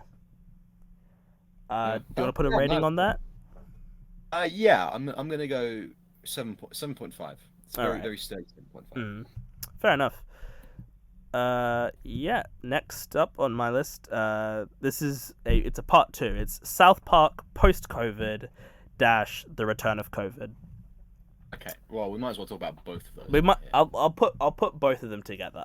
So for listen, I don't think it's ever come up before that I'm a massive South Park fan. I think it's one of the best shows, one of the best animated shows for sure. I love the South Park Bigger, Longer, and Uncut, one of my all-time favorites. And I was very excited to see what they would do with, because Trey Parker and Matt Stone have signed a deal now till like seasons 28 or 29 or whatever to produce seasons of South Park and like 20 films across like 5 years or something mental, because they can just write stuff in like a week. I was gonna say they have this remarkable ability to just write. Yeah, like I watched a documentary, 6 Days to Air, which is literally just about, it's in 6 days they write, they plan, write, record, and edit an episode of South Park in a week. Yeah, I think that's insane. Yeah, it's mental, and they've only missed the deadline I think once because that was like the power cut out. So yeah, you're a big fan of South Park as well, aren't you? Yeah, no, I do love me a good bit of South Park. Yeah, not as much as me though. I think. No, I do like it a lot, but I'm not like, wow, best show ever. Yeah, I mean, I'm pretty sure you haven't given it any episode of 10. No, I've only got like some 9s. Yeah, I've given a few episodes of 10. So yeah, post COVID, the return. I think we have we have the same favorite episode. Kenny dies. Oh, that's easily the best one. Yeah. Like, probably one of the saddest episodes of TV, I would argue. Like, yeah, no, it is genuinely quite. Because it's so weird. Because Kenny, the running thing is he dies in every episode, and he just comes back next week, and it's like nothing happened, and then he actually is gonna die for real. I think the creators were just like, man, we can't come up with more ways of how to kill Kenny. Let's just kill him off for real. And well, yeah. So yeah, this is also that episode contains possibly my favorite South Park scene, which is when Cartman sings "Heat of the Moment." But yeah, so the post-COVID shows. So this is these two films are a sequel to the specials that South Park did, pandemic special and vaccination special that they did.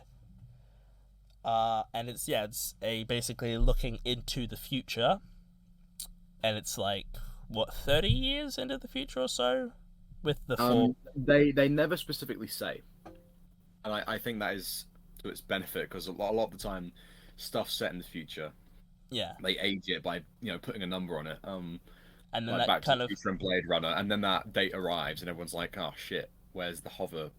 Exactly. I think the most specific they get, they just say, "Oh, it's been a lot of decades." Yeah. Leave it up to you. And so, we'll talk about both parts, take both films together. So, basically, all four of the boys have moved on with their life. They've all left. Cartman is somewhere. Jew. He's a Jew. That's one of my favorite bits, is when Kyle sees him and he's like, he can't believe it. And the entire film, Eric Cartman, famously homophobic, racist, anti-Semitic, is now a Jew with a wife and 3 kids. Yeah, 3 kids. 3 children. Yeah. Stan is just sort of depressed in his life. Honestly, his life's pretty. His mother and sister have died, and his dad blames him for it. Yeah, his dad's in a home, and Kyle is still living in South Park. He still lives in South Park, but he hasn't quite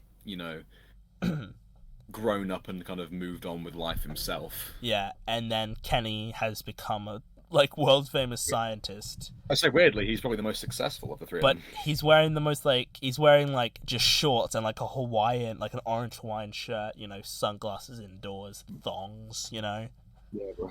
Just the most, But that's very fitting with Kenny's character, that he'd become famous. He's always very chill.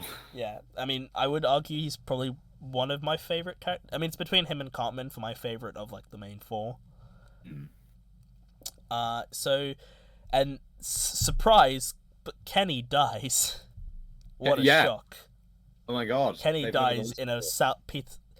like I think in pretty much every major like in the South Park film he dies, and that's like a big part of that film is him being dead.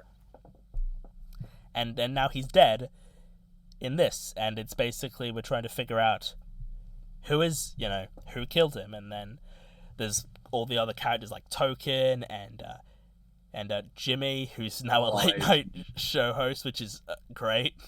He's like, His jokes are great. Woke humor. Woke humor, yeah. And there's yeah, he's like, what's the difference between like a Mexican and a Jew? Nothing, but they're both great people. And then you've got Timmy as well.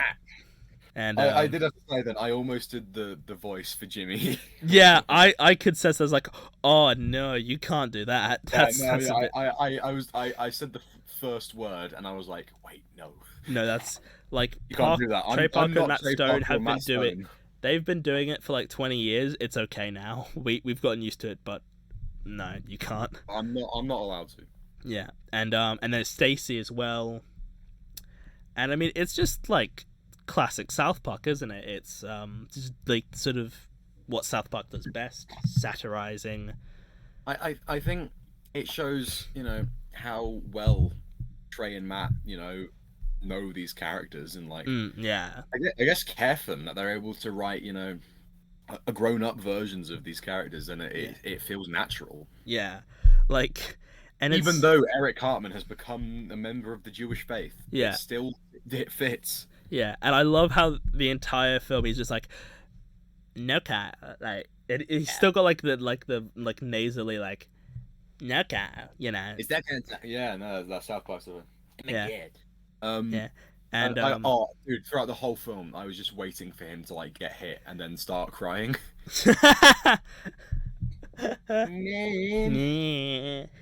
And yeah, and I was like with Kyle as well. I was like, no, there's something up with this. Kyle's gonna fucking turn on him.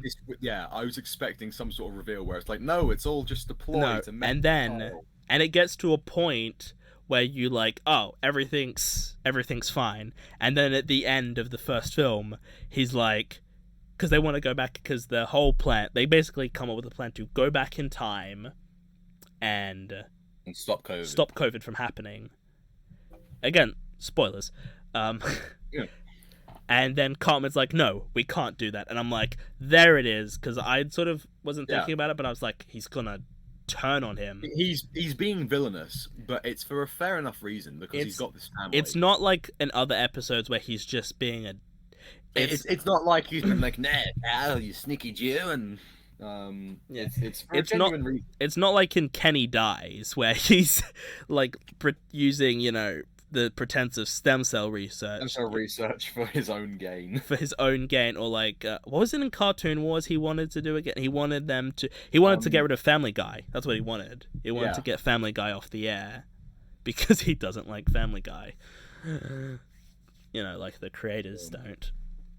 Yeah, and that makes me so happy that not only was South Park like fuck Family Guy, but the writing team of The Simpsons and King of the Hill were both like, oh, thank you. Yeah, that they got featured in the episode. Yeah, I know, and it's funny too, because the people at Simpsons and Family Guy have like done crossover episodes together. Like, there's an entire episode where they meet, and yeah, it's great. It's probably two of my favorite episodes. The Cartoon Wars double parter.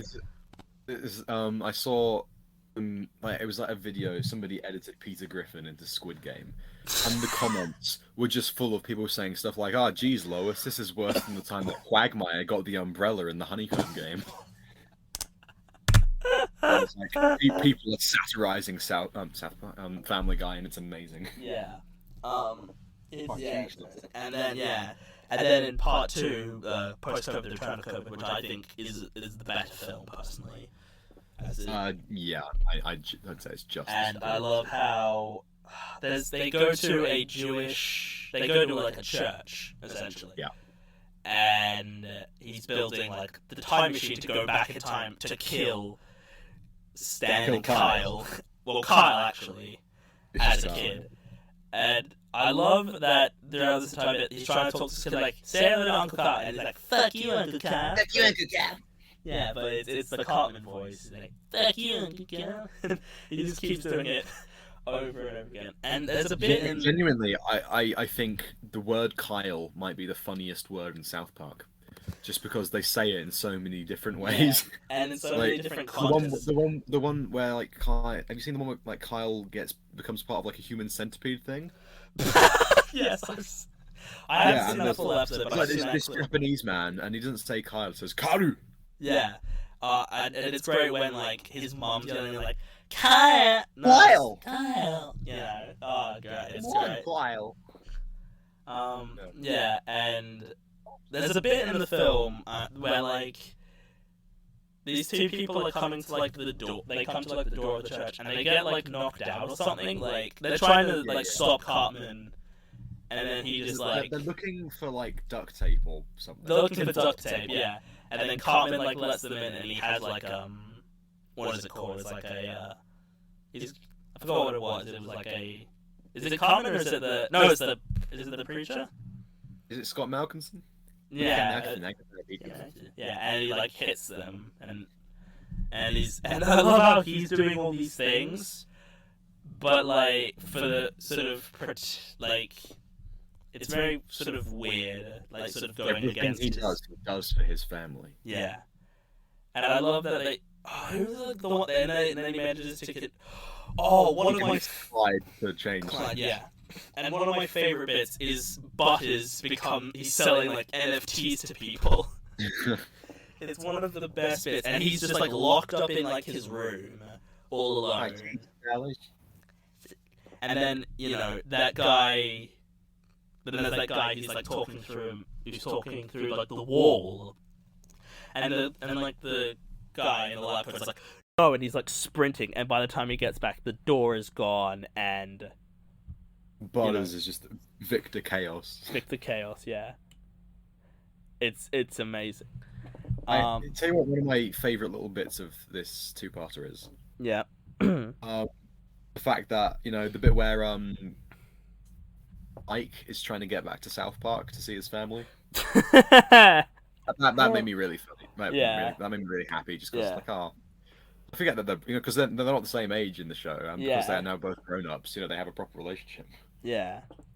So then Clyde, he goes back in time, and then because the baby sends the baby saying, fuck you, Uncle Carl, and then pulls the switch down. Pulls the lever. And they're just like, no. And to be fair, Cartman, I'm completely on Cartman's side, and I get where he's coming from. This whole, like, he has a great life, and he doesn't want to lose it. So he's willing... Just because his life didn't turn out like shit, But also, the extreme of being... even as an adult, he still goes, like, we have to kill Kyle. We have to kill Kyle. Yeah, exactly. He's still like, yeah. Rather than go back and say, no, don't. He just says, no, we have to kill him. Yeah. And so then they go back in time, and they try to, mend their friendship, and then it doesn't work, and they're sort of down about it. And we also learn that Kenny blames them. He blames Eric. He blames them for COVID. Or how things their reactions to COVID. Yeah. And then it gets really heartwarming because they realise that they just had to react a bit better to it and make the best of it. And it's really nice actually. Yeah, and then everything's fixed. The timeline is COVID doesn't exist now, and so then there's them as an adults, and actually, COVID still exists. Well, COVID still that is true. Yeah, it doesn't get rid of it. They're not. Yeah, exactly. They're still friends. Yeah. Well, except for Cartman, who's a terrible life. He's just out on the street. He's got like a sign that's like "fuck you" on it or something, and he's just a drunk, and he's just lying in filth. And instead of trying to help him, is it one of them just like closes the blinds on him so they don't have to... Yeah. No, it was really, really good. Two really good double part of film. And I give both of them an 8 out of 10. I give them both 7.5. They are 11 and 12 on my list. Ooh, so very nearly in the top 10. Yeah, very close. They were my honorable mentions, I guess. Yeah. So What's the next film on So your list? that was that part, guy, buddy. Yeah, Death Pack. Yeah, buddy. So my number 9 is, and I'd say this counts. Bo Burnham, Inside. Oh, okay, I'm gonna have so much to say about this. So, Okay. yeah. Um, no, I would argue it as a film. It's got like it's Yeah. got like a Oh yeah. narrative structure to it. It has Yeah. There's a story being told. I'd say it's a definitely story. cool. I but I could sort of see the argument of like it sort of transcends that. It sort of transcends being a film, I Yes. guess. But it also sort of transcends being like a comedy special as well. Yeah, it's walking halfway between them both. Yeah, so this is in my top 10 as well, and this is number 2 on my list. So when I get to number 2, I'll just skip over it because we'll be talking about it now. Yeah, it's very, very good. Yeah, great songs, genuinely Yeah. very funny, genuinely quite depressing. Yeah, so my only real exposure to Bo Burnham was Promising Young Woman, Oh yeah. which I felt I mean, maybe it's because Carey Mulligan is just so good in it, but I didn't really find any of the performances in that film great. Like, I didn't find any of them stand out, but it could just be because Carey Mulligan is Carey Mulligan was pretty excellent. pretty great in it. Still should have won that Oscar. But I was aware of him, and then this came out, and everybody... I knew of him as that guy from Vine who said stuff like, "Is there anything better than pussy? Yes, a really good book." Yeah. Yeah, yeah, and I feel like I feel like I might have seen some clips from some of his shows, like how he's telling a story of he's pretending he's talking about his mum, talking about gay marriage, and what it is like, okay, well, when two men love each other, they get in a bed and they shit on the Bible. that's what it is. And he has lots of jokes which basically, like, a lot of dark humor, like Yeah, definitely.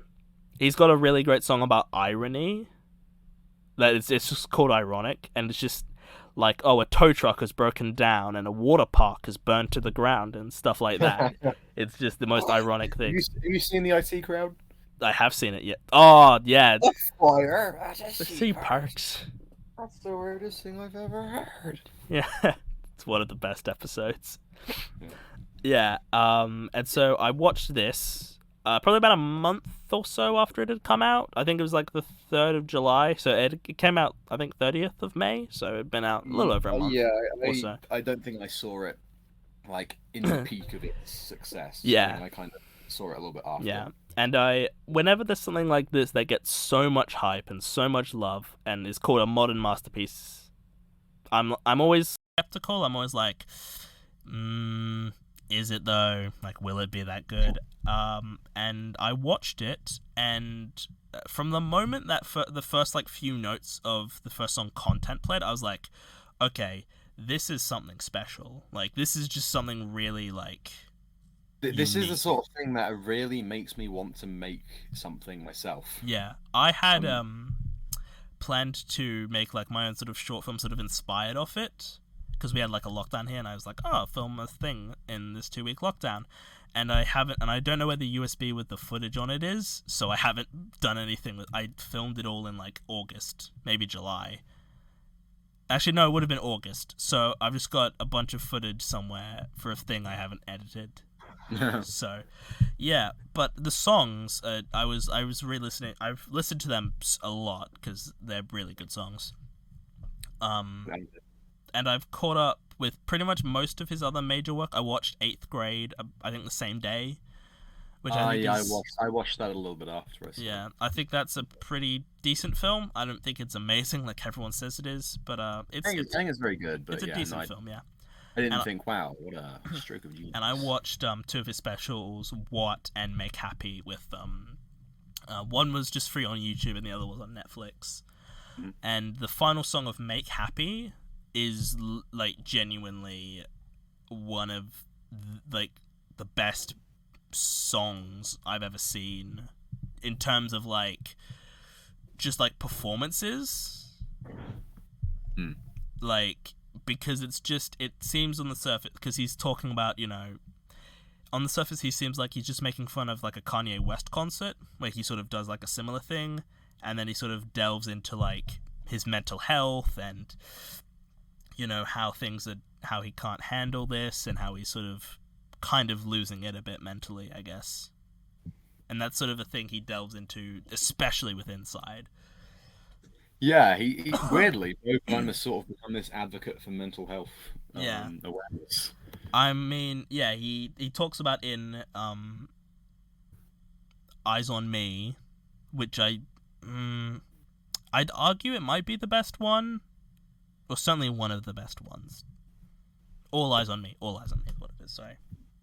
I'd argue it's probably All Eyes on Me, comedy, or Welcome to the Internet for my personal favorite. Yeah, no, I like comedy the most. I didn't like comedy, and I started listening to it more recently, and like, man, it's really like... I'm a different kind of white guy. I've self-reflected, and I want to be an agent of change. But in the song All Eyes on Me, he's talking about, leaving comedy, and his special Make Happy was actually, like, he had a panic attack while he was, like, making it. Shit. So he, like, that's why he left comedy, because he just couldn't, handle it. And then he talks about, like, and then I plan to come back in January of 2020. And then the funniest thing happened. It's pretty wacky. Yeah. COVID. And there's a lot of songs that I feel like I can relate to. Like Problematic. I'm not, like, to that level, but I've definitely said things and sort of done things that I'm like, ooh, that's not aged particularly well, has it? And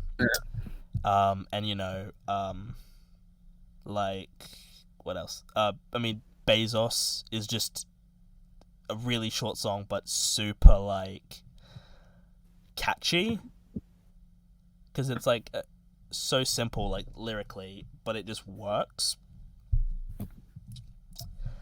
I also am a big fan of White Woman's Instagram. I think that's a really good one as well. Oh yeah, that's a very good one. I think most of the songs are pretty great though. They're all generally quite good. Yeah, and I do like. I don't remember all of them, but there are. Yeah, they are. I only remember. I remember most of them. I've definitely listened to some of them a lot more often, because I just usually, if there's like a soundtrack with songs, I just listen to the ones I really like a lot, and then I kind of forget about the other ones. I mean, that's more or less what I've done. But yeah, no, it's really, really good, and I think most people agree that it is a masterpiece, except for a handful of, I don't want to say contrarians, because that sounds, well, I mean, they could be contrarians. A group of rebel individuals. Yes. A resistance. Yes. But yeah, it's really, really good. I think Bo Burnham is one of those few talents where he's pretty much just good at everything he does, and it's sort of... Yeah, one of those people that, you kind of watch perform, and you think, you know what, I'm just going to give up. Yeah, like, I would put him along the lines with people like Dan Harmon, Donald Glover, Trey Parker and Matt Stone, sort of like it's not fair how good Donald Glover is at everything. Donald Glover, I don't understand how he can do literally everything. Like, he can act, he can dance, he can sing, he can write comedy, he's created his own beloved show. Like, I don't understand how he does it. Oh, can't wait for season 3 of Atlanta. I do need to catch up on season 2. Yeah, no, it's an absolute. I genuinely would say it's pretty much a masterpiece, and might be objectively one of the. I mean, of course, it's all opinion based and everything, but I would argue it's subjectively an achievement. Like, I think most people have to admit it is at least an achievement of a thing. Film. No, in terms of, like, yeah, just a piece of work. Yeah, it's I mean, I would argue it is objectively one of the most. Maybe I would argue it might be the most unique, like, might be the best written thing of the year in terms of, like, content. This is I think we're coming to this. This is what people see in Lin-Manuel Miranda. Yeah, I guess that might be what it is. Yeah, because people talk about how Lin-Manuel Miranda is a genius and everything he makes is a masterpiece. You know, He's a very good lyricist, but I think lyrically, yeah, he's very good. He's not quite got a handle on tunes. Whereas Bo Burnham, he's got catchy songs that are well written, and he can also sing pretty well. Like he's really good at singing. Like, yeah, Bo Burnham is a genius, and it kind of is depressing how he has talent that, you know, I can only dream of, and, you know, only so few people have, and even fewer, like, actually use, you know, like, he's just got a talent that most people would kill for, and he's using it to, like, the best of his abilities. That's the problem. I killed him, nothing happened. Yeah. You want to put a number on it? Yes. So I'm giving this one a 9 out of 10. Fair. I'm gonna give it an 8. Yeah. I think it's holding back from being a 10 because it can feel, very rarely, a handful of times, feel a tad preachy, like not too often, and also it can just, it's like a bit like, it just sort of is depressing on a bit of a level of of like, you know, what it's because like I love Bo Burnham's work, but there are times where it's like, man, these songs, they're really great, but they're hitting, you know, a bit too close to home at times. Fair enough. But it's still pretty much a masterpiece, I would argue. It's pretty excellent, yeah. Yeah. Right, what's your number 9? No Time to Die. Right. So I'm pretty sure that's in your top 10. Yes, it is. It's my number 3. Number 3. Oh, goodness. All right. Yeah. So, No Time to Die. Daniel Craig's final Bond film. Yeah. Been waiting since what? 2019 was when it was meant to come out first. April 2019. Was it April the earliest? Wow. Actually, no, it might have been November. Actually, I thought it was November 2019. It might have been. It was sometime in 2019. Yeah, and then it was delayed. Was that when it was delayed because Danny Boyle left? Yeah, Danny Boyle left, and then they had to just film more stuff. Yeah, they had to film more stuff. About 1 million times. Yeah, and then it was meant to come out after it was delayed from November 2019. It's meant to be February, then it was in April, then November, or did it go to October then November? October then November. October then November, then April this year, and then September, October, November this year, and we finally saw it. And I was quite pleased with it, honestly. I was very pleased with it when I first watched it. You've seen it like twice already now, haven't you? I've seen it quite a couple of times. Yeah. Yeah. Spoilers. For the rest of these films, just anticipate spoilers. So. Yeah. So this is very much a finale to the Daniel Craig era. I mean, yeah. I mean, do we want to jump into the fact that at the end he dies? Yeah, for the first time in almost 50 years, James Bond. That's been cute. Well, I mean, that's like James Bond's going to die. And he's. I mean, we see him. I mean, he does he doesn't technically die. In You Only Live Twice, we think he dies. Seriously, so many Connery films, we think he's dead. Yeah, happens all the time. And then, James Bond going to die. And then he's with... his Union Jack parachute comes out. And then there's Bond, and he's with a lady. He's necking with her. Anyway, it's Alan Partridge impressions. Because I finally watched that. Daniel Craig. Bang. Blood dribbles down. There's a woman swinging on a luger. There's a bit of nipple. Now it's gone. Was that too late? Anyway, okay. That's not good back with Alan Partridge. Yeah. No, I was like, they're not gonna kill Bond, are they?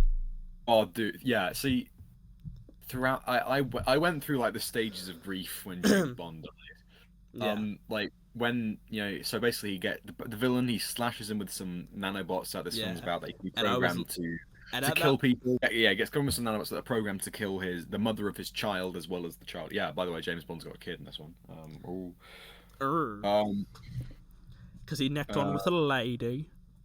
yeah, and he got another little lady. Yeah. He's not he won't neck with her. Yeah. Yeah. Um, So when and he some gets missiles are being sent to destroy these nanobots on this island he's on. yeah. So yeah, and like throughout that 5 minute sequence building up to when those missiles land, I was like, no, he's not. Surely Yeah. not. I was watching Um, this and I was like, so when he got hit, I'm like, oh fuck. I'm like, no. Then they're gonna find a way out of this, right? They do this all the time. We think Bond's going to die. Yeah. He's always about to die, but then he always gets out, right? And then he, opens doors and he starts climbing that ladder to the roof, and I'm like, no. I was like, oh my god, this is don't- happening. And don't like, do this. Even when as that last shot started of the missiles raining down, I was like, nah, he's not gonna die. He's not And gonna then die. he gets engulfed in an explosion. Yeah. And I was like, oh fuck. And somehow I had they managed to avoid all spoilers for this film, even though it Yeah, came out in the we UK. got this over a month.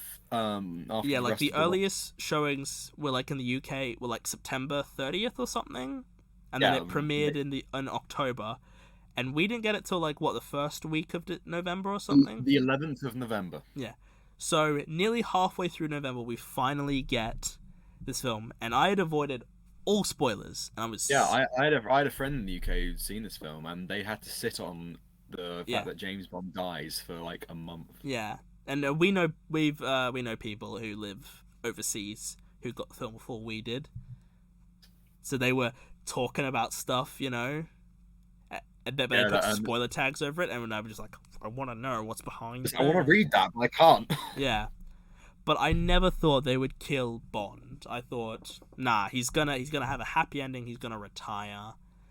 Everything will be fine. And then he dies, and I was like, oh, they just killed Bond. Never mind.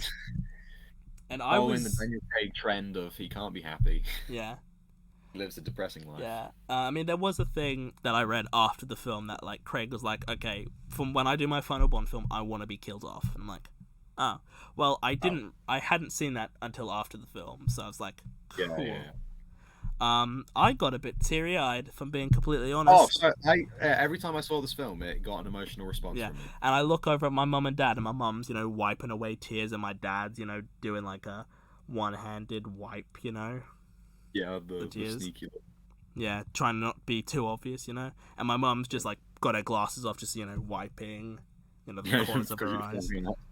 And I was like, man, they actually really got me emotional about, because I've grown up with James Bond. Like, I was shown Dr. No as the first one when I was like 8.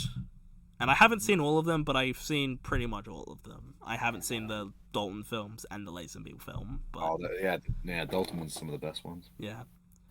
But I've seen James Bond is he's been a big part of my film going life for many years. Yeah, I watched. I believe I first watched The Living Daylights. That was my first film, first Bond film.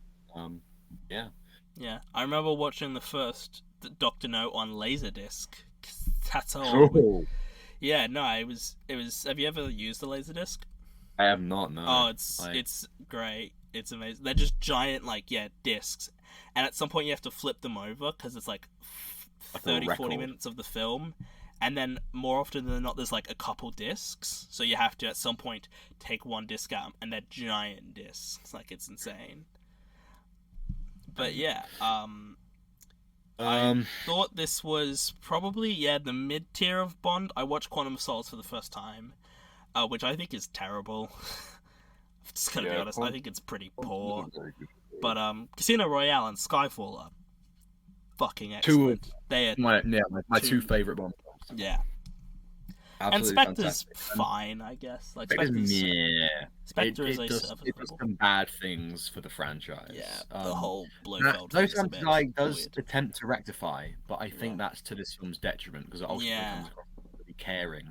Yeah. I felt that this film had a lot of really good stuff in it, though. Like, I I thought, think this is one of the best directed Bond films. oh, absolutely, yeah. I love the direction. I love the cinematography. The action sequence, Oh, like the like action! right at the beginning Some of when the best in Bond's this like series. on that motorbike and he like drives up that like ramp and it leaps over and then he's Yeah, gets the no, Aston there's some of Martin. the that just even the Aston Martin driving around Matera initially. Yeah, Yeah, it's it's it's really amazing. great. It's fantastic. Um, what did you make of the villain? He's really weird, isn't he? I don't like him. No, He's probably I my didn't least think he favorite yet was of the film. particularly amazing. I wouldn't say I would go as far to say he's bad because I don't think I'm that's inclined to. true. He has no But motivation to do his villainous deeds I at would the end. argue he's one of the weaker Bond villains of the ones I have Yeah, seen. I would argue he's, and it's really weird because he could be like a really great villain, but they just yeah. don't really do enough with him. I, a friend of mine suggested a thing that would, maybe make him work better. Hmm. So you know how a big part of his character's motivations at the start of the film is that his family have been killed, and he, wants revenge. Yeah. And a friend of mine suggested, what if it was James Bond who was responsible for this guy's dead parents or family? Ah. Yeah, that could maybe work. And that could have, because otherwise it's just kind of he's like, I want to destroy the world for some reason. Yeah. It's not clear. Yeah. Um, I thought the Léa Seydoux was actually yeah. quite good in this. Oh, I think she's fantastic. She I didn't care for her really in Spectre. yeah. I absolutely loved her in this film. I think this Bond film might have the best female characters of any Bond film, or certainly some of the best female characters. They're up there because Madeline is a really, she's again nothing special in Spectre, but she's really fleshed out here. Yeah. I really like her. But also I need to sneeze. What? Sorry. Sorry, I had to sneeze. Fair enough. Also, Paloma, played by Ana de Armas. I think she's a really fun, energetic addition to this film. Yes. She was perhaps the best part of the film, just like an absolute delight of a character. And yeah, Ana de Armas just works. Like she has such a natural likability and charisma. Yeah. Like I think and yeah, she's in it for about 10 minutes, but those are some of the best minutes of the film. Yeah. Like and I think her level of involvement is just pitch perfect. Yeah, I mean, I don't know if they would do it, but I would like to see a spin-off with Paloma because I feel like you could get a lot of. I just quite like to see her, back for just another film. Yeah, would you have her be like a bigger part of another film? Have her be a main Bond girl. Because she's so like, it's like a pretty basic character, but like what they do with her is super effective. She's new for this series. We've never quite seen somebody who's quite a ray of positivity and joy as she is. Yeah, like just always happy, just having a great time. Happy to be there. Yeah, and it's weird because most other sort of like spies that Bond teams up with are just very sort of stern, serious men and women. Yeah, they usually kind of I'm an agent. Yeah, and yeah, I mean, maybe I just really like Ana de Armas. I think she's a very good actress. Yeah, I do like her all. Yeah. And Nomi, I was skeptical on sort of prior to the film. I think she's not as bad as she could have been, and I feel like some people threw a massive hissy fit over like, oh no, there's gonna be a black woman. All of the middle-aged white men were like, no, a black woman, 007. What? Preposterous. Unbelievable. Women. Yeah, community waking Pierce up. A black woman, James Bond. Preposterous. Yeah, it's just. Yeah, she was. I mean, she wasn't bad. I did find her a bit like annoying at times, but it wasn't. She has some weird lines. Yeah. The two that I want to address. Yeah. When James Bond arrives back at MI6 and they're walking through the office together and people go like, hello, 00, and then they see James Bond, they like serve them. And she's like, oh, does that annoy you? I'm like, why would it annoy him? It's like Surely it would annoy you that they're like, oh, there's two of them. yeah, like Bond has left at this point. Like he doesn't care. He's not working with, MI6 anymore. He's living his own and life. people are like, shit, it's James Bond. He's he's catching fish. He's living in a Yeah, he's a fisherman. He's like Ernest Hemingway. yeah. He's having a living his best life right now. He's got quite a nice little shindig for himself. Yeah. And then the other line, which has bizarre implications. So they find out that Blofeld is communicating with the outside world because he's in prison. Yeah. And M says, search every inch of that room, search every inch of the man. And she says, I'll bring my gloves. Now, is she going to perform some sort of prostate exam on Blofeld? Oh, that would be massively grim, wouldn't it? Yeah, I'm glad we didn't see that scene. It's gonna be in the extras. It's a Yeah. deleted scene. Yeah, that's why Danny Boyle left, because they were like, no, Danny, we can't put that in the film. And he was like, no! I need to see her finger going up Blofeld. Yeah, Christoph has been waiting his entire career for this. Yes, and we're gonna do it completely practical. There'll be no special effects trickery. We're gonna do it for real. And at that point, he left. Yeah, that's the only reason he left. It wasn't to do with anything else. Yeah, I have a feeling he probably didn't agree with James Bond dying. I'm pretty sure I read a thing that was basically him saying like, yeah, that's why he left, because he didn't think Bond would die. But also, like, at the end, it's like, oh, by the way, James Bond, he's coming back. He will be back in another film. James Bond will return, and we're all just sat there like, will he though? Yeah. And it's so annoying watching people being, like, upset over, like, oh, no, there's a black woman as the main character. Not, That is not the biggest issue here. Yeah, it's like, you do realize, you're focusing on the fact that this film's gonna have diversity in it, and instead ignoring the fact that, hey, a man who is dead is gonna come back to life. A zombie. Ooh. A zombie Bond. Oh, wouldn't that be? Frankenstein Bond. But before we move on, I thought the MI6 regulars were really good in this, actually. I think that always utilised very well. I love the little detail that Hugh is gay. What? Yeah, really nice. Woke! A homosexual? No! How dare they decide to do something slightly diverse? That's homophobic, Frankenstein Bond. And so before we I guess we move on to other things. As messy as it gets in the middle, I do like the kind of end to Daniel Craig's Bond's arc. Because Casino, again, a friend of mine said Casino Royale is the story of him becoming a spy and losing his humanity, and this film is him getting that humanity back. Yeah. And I have come to really appreciate that as an ending. And on that note, I'd give it an 8.5 out of 10. Just an 8 out of 10 from me. Yeah, I've had an 8 out of 10 for a while. I've only very recently bumped it up. So, my number 8, Free Guy. Yeah, I watched it. This film surprised me because I didn't expect it to be as Truman showy as it was. Yeah. I thought it was fine. This film's only like a step above, most other Ryan Reynolds comedies. Yeah, that's the best way to put it. It's not And I think it's the subtextual stuff about free will and all that. I think that's what gives it the edge. Mm-hmm. I mean, there are bits of it that I just didn't really like. Like, there's an extended sequence toward the end where he gets a lightsaber and. Yeah, it goes a bit far at the end with the whole. Although that bit with the Captain America shield does prompt one of my favorite bits of the film. Yeah. Where Chris Evans shows up and goes, "What the shit?" Yeah, that's actually really good. I like the story behind that. Yeah. Ryan Reynolds asked Chris Evans, "Hey, can you be in the movie?" And he said, "As long as I can be in and out in 10 minutes." Yeah. And they did. Yeah, it's I thought that was actually a really good joke. I know a lot of people have problems with this film, but they're like film snobby, like, video games. Yeah, exactly. They're like, films can't be fun. Ugh. Yeah.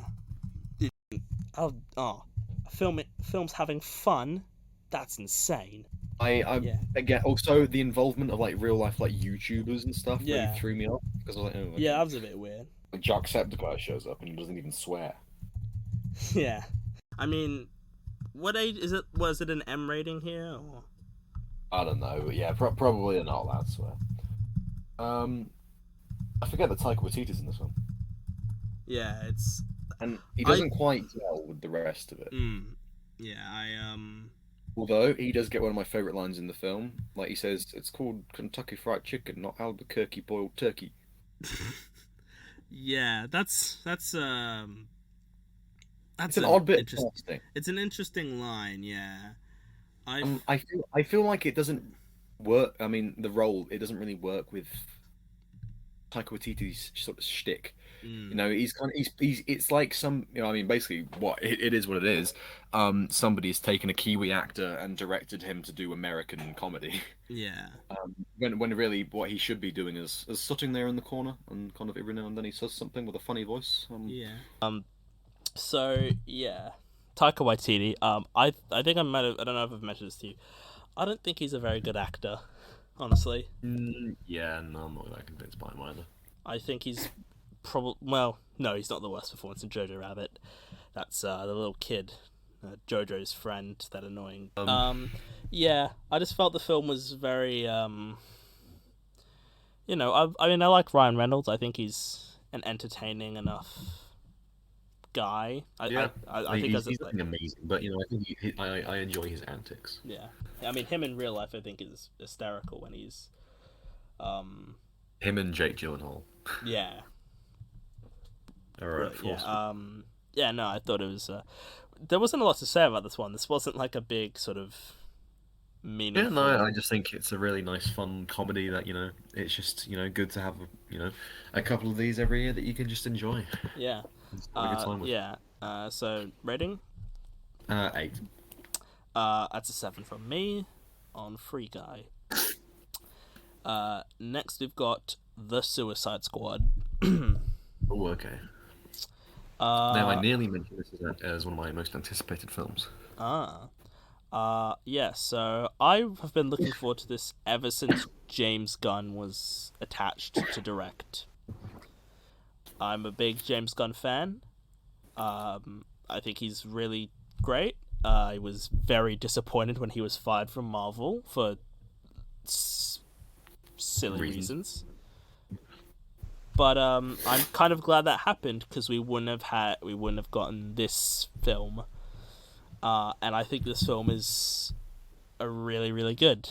It's number 7 on my top 10 of the year, so it's, you know.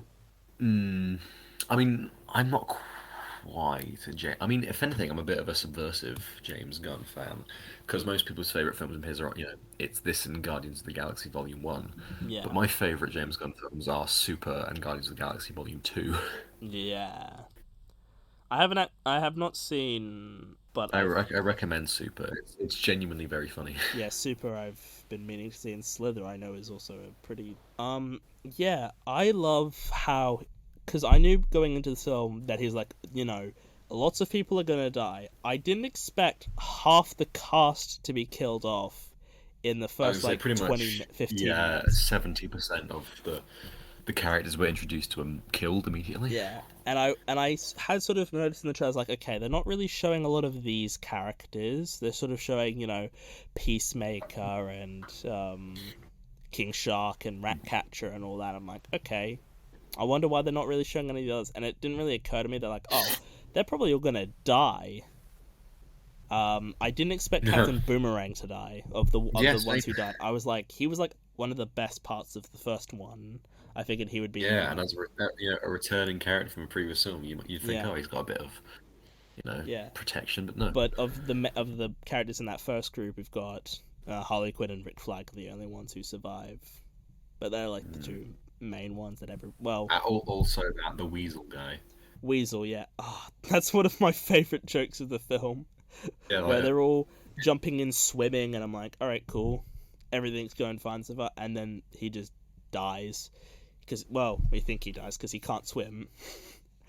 And, like, this film from like what I know is like this is pure James Gunn, and like it's like comedy, but it's like a dark comedy. Like Guardians is much more light Um, and sort of yeah, airy. no, that's the Marvelized version of James Gunn. Marvel, yeah. But I love that See, DC were I, willing to be like, do whatever the fuck you want with this, and he I really like think uses that my to an my advantage. I think my issue with the film is that I guess I don't find it funny, Oh, which really? Oh, it's a shame. I thought it was absolutely hysterical. Like I thought like it genuinely like the dark that. I mean, there were bits that I was like, I kind of went, huh, but there's nothing that was like, shit, that was actually pretty fucking. Unlike Yeah. Super, which genuinely like made me laugh out loud. Yeah. Yeah, I saw this in the cinema with my mum and dad and my younger sister, and they were not a fan. They Yeah. were very much like kind of they didn't really like all the violence. Like right up front, Michael Rooker's character, he throws like a ball that kills a bird, and they were like, "Oh, that's not very nice."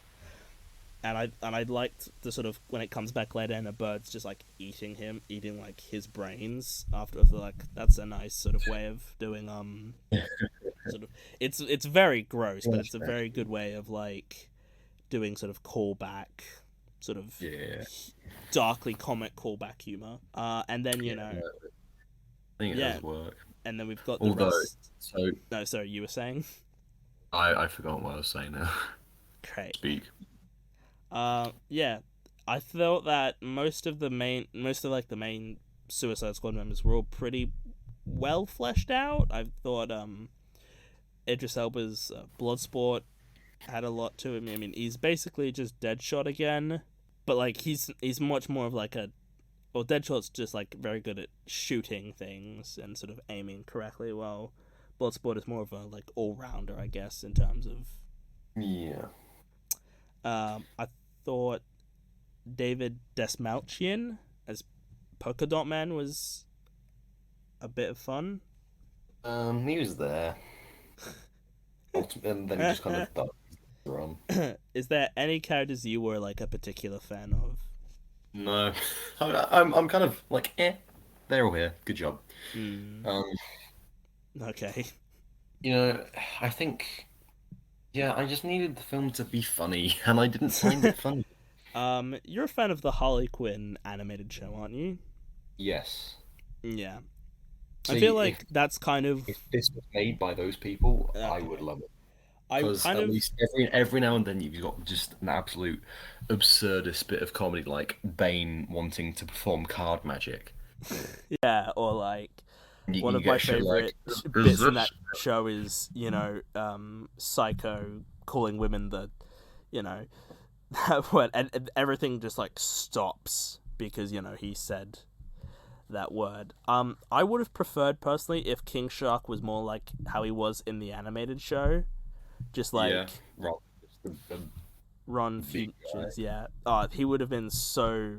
Not that I didn't like the King Shark they did in this, but I'm kind of more interested in when he's an intelligent character and not just like a dopey like Not bird. Yeah, like in the Harley Quinn show, he's probably my favorite character. 'Cause he's genuinely just- what I needed in this show was just some sort of rehash of is your card the ace of diamond the I don't know what the jack of diamonds? No. Fuck. Oh. Bane yeah. is genuinely my favorite thing about that Harley Quinn TV show. Curse you! And I like- apologize to Bane who wanted to perform some card magic. It was going to be a spectacle. and and then he's like, "Oh, curse your chicken satay," and he's like, Yeah, he's like, I love "I Bane, will he's great. break you," and it's all these. Yeah, nah. I do think this film could have if the writers from that show had partnered with James Gunn, I feel like this could have been even better. And I mean, I already really like it, but I think it could have worked a lot more. I tell you what I would have done for if I was making a Suicide Squad film. Mm-hmm. And seeing as I wouldn't be able to do this with Harley Quinn, A, don't put Harley Quinn in it, Mm. and B, basically kill everyone by the end of the film. I kind of think, yeah. Well, I mean, most of the characters, they've still got like what 4 characters left. There's about 4 or 5 left. There's and Bloodsport, Harley Quinn, King Shark, Ratcatcher, and Peacemaker. and technically Weasel. But I mean, basically, when I was thinking, how would I do it? I'd have it kind of, yeah, be like a moment of sort of redemption, but they do have to die. Yeah. Um, and then I realized that I was just thinking of Rogue One, a Star Wars story. Oh, that is. Oh, yeah. Actually, they do kill everyone in Rogue One. Yeah. And it's a great ending. No, it is. It is a really good ending for that film. I can sort of see where you're coming from. I just think with a name like the Suicide Squad. Yeah. I mean, I still think they kill a fair amount of characters, though. Yeah, but very meaninglessly. In Just a kind of. in a way that the original didn't. But yeah, I see what you mean, though. Yeah. I mean, I will say the Harley Quinn animated show is better overall. I would argue. Yeah, yeah. But still, a really good film, and that I had a really good time with. Yeah, so no, I did enjoy it. so I give it. Stuff like What's his name? Um, oh shit, what's his name? Doctor Who man, Oh, who is like Peter Capaldi. Peter Capaldi. That's it. Hmm. Yeah, I like him. Yeah. I also liked Daniela Melchior, who was Ratcatcher. I thought she was fun. Tell you what, oh, another random appearance of Yes. That was really actually weird. that bit at the end with all of the rats coming out at the giant starfish. That was the moment that I was like, shit, I like this. This is cool. Yeah. Oh, and then when when Harley Quinn dives into Starro's eye and the rats all Yeah. swimming. Oh, that's just disgusting, but it's really cool, I guess. And I will Yeah. say, Starro, as a villain, they do kind of give him a backstory of I was just happy, floating about in space, and then, these people took me in and they kind of ruined my life. It's it's a bit sad, isn't it? And I thought John Cena was pretty solid as Peacemaker. Looking forward to what they do with his show. It's coming out in a couple weeks. So I give it an 8 out of 10. I gave it a 7. Yeah. I think that's fair. Solid film. Yeah, no, I enjoyed it. Okay, now number 7. Nobody. Oh, that was on my top 10. We are getting through my top 10 a lot quicker than yours. I've got... So we. Well, hang on a minute. My number 6 choice is gonna get taken away. So Anyway. yeah, Nobody. I thought it was really fun. It's John Wick. Yeah, But I think it's a really great bit of action. yeah, I mean it's kind of John Wick, but I would argue a bit better. And I do like John But I Wick. enjoy it more. I do I really like like John John Wick, Wick. but I would argue Nobody is better. See, yeah, Nobody I'm- does it better. Um, I do like John Wick, but I never quite buy into them just because I don't think we really get enough of. John Wick being a person for me to care. I can sort of see where you're coming from with We it. get quite a lot of Bob Odenkirk's character Hutch Yeah. Mansell being, Yeah. a person. The first 20 minutes or so is, just him living his life, basically. And I Yeah. do like the whole, a big part of his character is that he's kind of fed up with just living a normal life, and he's kind Yeah. of, a lot of his actions are kind of driven by just the will to get back into this, old life of committing acts of violence, I guess. Yeah, against people, yeah. And I thought it feels like the action in it is very brutal. Oh but yeah, it's no, not too Oh, cartoonishly brutal in a way that some film like John Wick can occasionally get to. yeah, where he's it's just- obviously anyone's death with a pencil, Yeah, he's not getting a book and putting it in between their jaw and just ppunching like it bashing it repeatedly in. Yeah, and just breaking their skull. It's not that. It's just it's stuff like he, smashes somebody's head against the pole on a bus. yeah, I thought that bus fight sequence was very well choreographed. Fantastic. Yeah, Excellent. a perfect. So he's not crushing. He's not destroying them immediately. He does get hit a few times, but he Yeah, see, really. that's my issue with John Wick. People yeah, he does get injured every now and again, but it's nothing particular. It's like, oh well, he just kind of shakes it off. Whereas, I mean, to be fair, well, at the end of the third one, he does fall off a building, but he does and live. he does live. Yeah, that's a bit much. This sort of goes perfectly the realm of Because you know insane he action, pretty much but he takes not quite as much as he gives, but he takes a lot in this film. yeah, he takes a fair amount. Like by the like in that like room where he's being like interrogated or whatever, like his face is pretty fucked already. Like at that point, Yeah. and like you know, and yeah, he does get injured, and he, you know, it sort of seems like he gets affected by it a lot more. Yeah. Um, Really like Bob and Kirk. Really like Mm. Christopher Lloyd as his dad. yeah, Christopher Lloyd's is always a delight to see and stuff. Oh, definitely, definitely. Always love to see him in something. Also, just a really great selection of songs for the soundtrack. Yeah, I don't really remember the songs, but if I haven't, I've watched a It's song worth before. listening back to. Yeah, it yeah.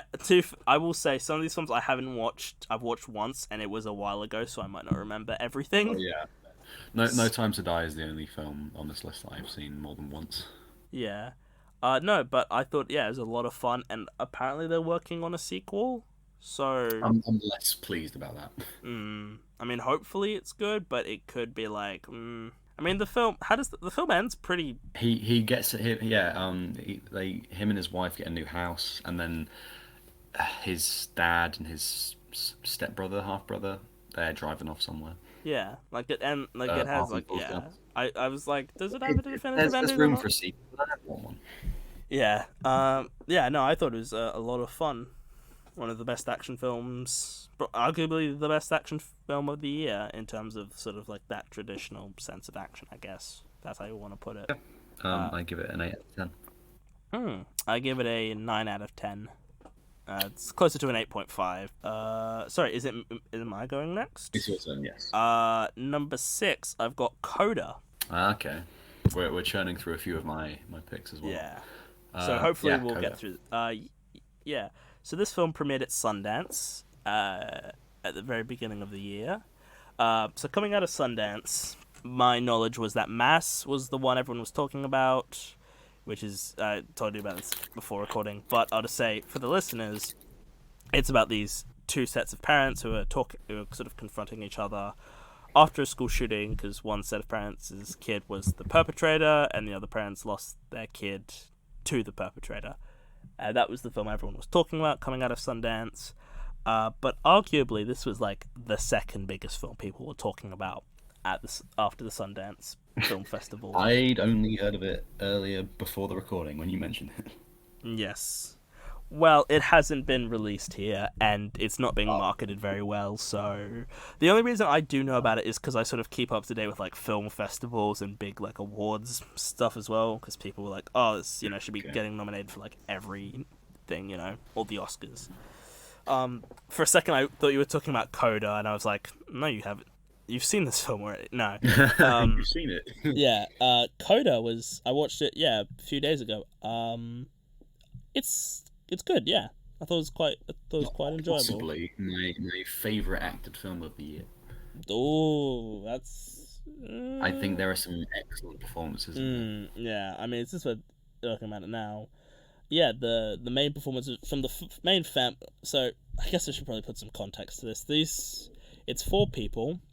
Well, I mean, it's not multiple people, but it's a kid. Ruby, played by Emilia Jones, who is a coda, which is a child of deaf adults. So her brother and her parents are deaf. And I believe the actors are deaf in real life as well, which gave it a certain authenticity to it. Yes. Yes. Yeah, in fact, one of the mother is an Oscar winner, I believe. Yes, I believe she was the first deaf person to win an Oscar. But, just say, I think this is, not to say, like, it's great that they have this detriment. I think the fact that they have to, they can't use their, they don't speak technically, because they speak sign language. Yeah. I think that means they have to act so much more, and I think Yeah. they all do phenomenally well. Yes, I think they're all brilliant in it. All should be up for Oscar consideration, and just awards consideration in general. Yeah, ideally they'd all get nominated in categories. Yeah. I mean, I think most people think Marlee Matlin and Troy Kotz is like the big front runner to win, and Marlee Matlin could possibly squeeze in. Maybe it's sort of up in the air right now, but I think the guy who plays Ruby's brother, I thought was very good in it. Yeah, and he should that probably... Daniel Durant. Yeah, he Yeah, was. and I think he was really I think Amelia Jones should be nominated for Best Actress. I stand by her Yeah, being definitely. one of the best. She is my favorite lead female performance of the year. Yeah, I just think she should be getting in for Best Actress. She's not going to, which is a fucking shame because she is No, yeah, 'cause genuinely. Kristen Stewart will probably win. Yeah, probably. Yeah, But, she's excellent. I think she should at least get nominated, but I don't know if that will happen. And it's a disappointment because she's genuinely really, really great in it. Probably the one of it's between her and Jessica Chastain in Eyes of Tammy Faye for my favorite female performance of the year. She's really good in it. Basically, and she's like she's very young too, so she's doing this now. She'll be amazing when she's like 30. Oh yeah, no, I can't wait to I hope she continues to act and be in things. She's really good. Yeah, it's a very light film and it's very happy, I guess. It's kind of very pleasing, Yeah. And I guess it's kind of basic where like she's kind of torn between her family and her dreams. But I think singer. everyone's written well enough that you can enjoy the drama, the comedy, and it's incredibly well acted. It was a real surprise for me, and I really like this film. I had been planning to see it ever since I knew it would be on Apple TV Plus, and I was like, everyone's talking about how good it is. I hope it's as good as everyone says it is. And it is, yeah, no, it's really good. And I'm happy that it is, people are seeing it and it's getting awards consideration because I think more people should be seeing it because it's really good. Also, I just want to make a note that Amelia Jones's singing voice is amazing. Like, it's Yeah. I'm always cautious when I'm like, oh, people sing in this film, and I'm like, oh, but are they good though? And then they actually are good, and I'm like, what? Oh, thank God. Like Hannah Waddingham in Ted Lasso is like an amazing singer, and I was a bit worried, like, they've been building it up a lot. She's this great singer. Will she actually be that good? And then she just crushes it. I'm like, okay, yeah, no, she's good. Yeah, then she is. Okay, cool. All's forgiven. Yeah. I never had any doubt. Yeah. I thought all the other supporting performances around the main family, were all fine. Although I did find I don't remember the guy's name, but he's like Ruby's boyfriend, like that really weird guy. Yeah. Yeah, I didn't really like him. He felt incredibly, like, clingy. He, like, keeps messaging her, like, what do you need me to do to apologize? And he keeps doing that, and I'm like, mate, you're not helping your situation. You're making it so much worse. Give us space. Yeah, that's, like, the point. Yeah. I mean, I can sort of see, like, he's a teenage boy, and he wants to fix this, but he's being way too, creepy about it all. Weirdly aggressive about it. Yeah. Well, I thought this one was oddly funny. Oh, sorry. Yeah. Oh, yeah, and no, I thought it was really funny. Film. The scenes where they're doing like signing and the dad is like, he's like, I want to have sex with my wife or whatever it is. Oh, one of my favorite ones is when Ruby's friend is like, oh, would it be, how do I say something? She wants to like say something to Ruby's brother because she finds him hot, and she's tricked into signing she has herpes or something like that, and I was like, I would absolutely do that to someone because that is funny. That is incredibly funny. So I would absolutely make someone think they're signing. I mean, that's like sort of a trope though of of sitcoms, or someone is like taught another language and they think they're being respectful, but in reality they're just saying like, oh, I want to sleep with your wife, or something like that. Yeah, there's some Brooklyn Nine-Nine thing where like Rosa tells Jake that something means the dagger, but it actually means the slug. Yeah. Or was it? Something. Yeah. Something like that. Yeah. So yeah, I like I said before, I'd give it an 8.5 out of 10. I give it that's my number 5 pick, I should say. Ooh, I give it an 8 out of 10. A very strong 8 out of 10. Could bump up to a 9. I don't know yet. I'll have to watch it again. Well, we've already talked about my number 6, Encanto. So I guess we'll Yes, we can move on from Move on. that. Number 5 was talked about that, wasn't it? Didn't you just say Kodo was? Yeah, Coda's my number 5. What's your So number let's 5? move on from that.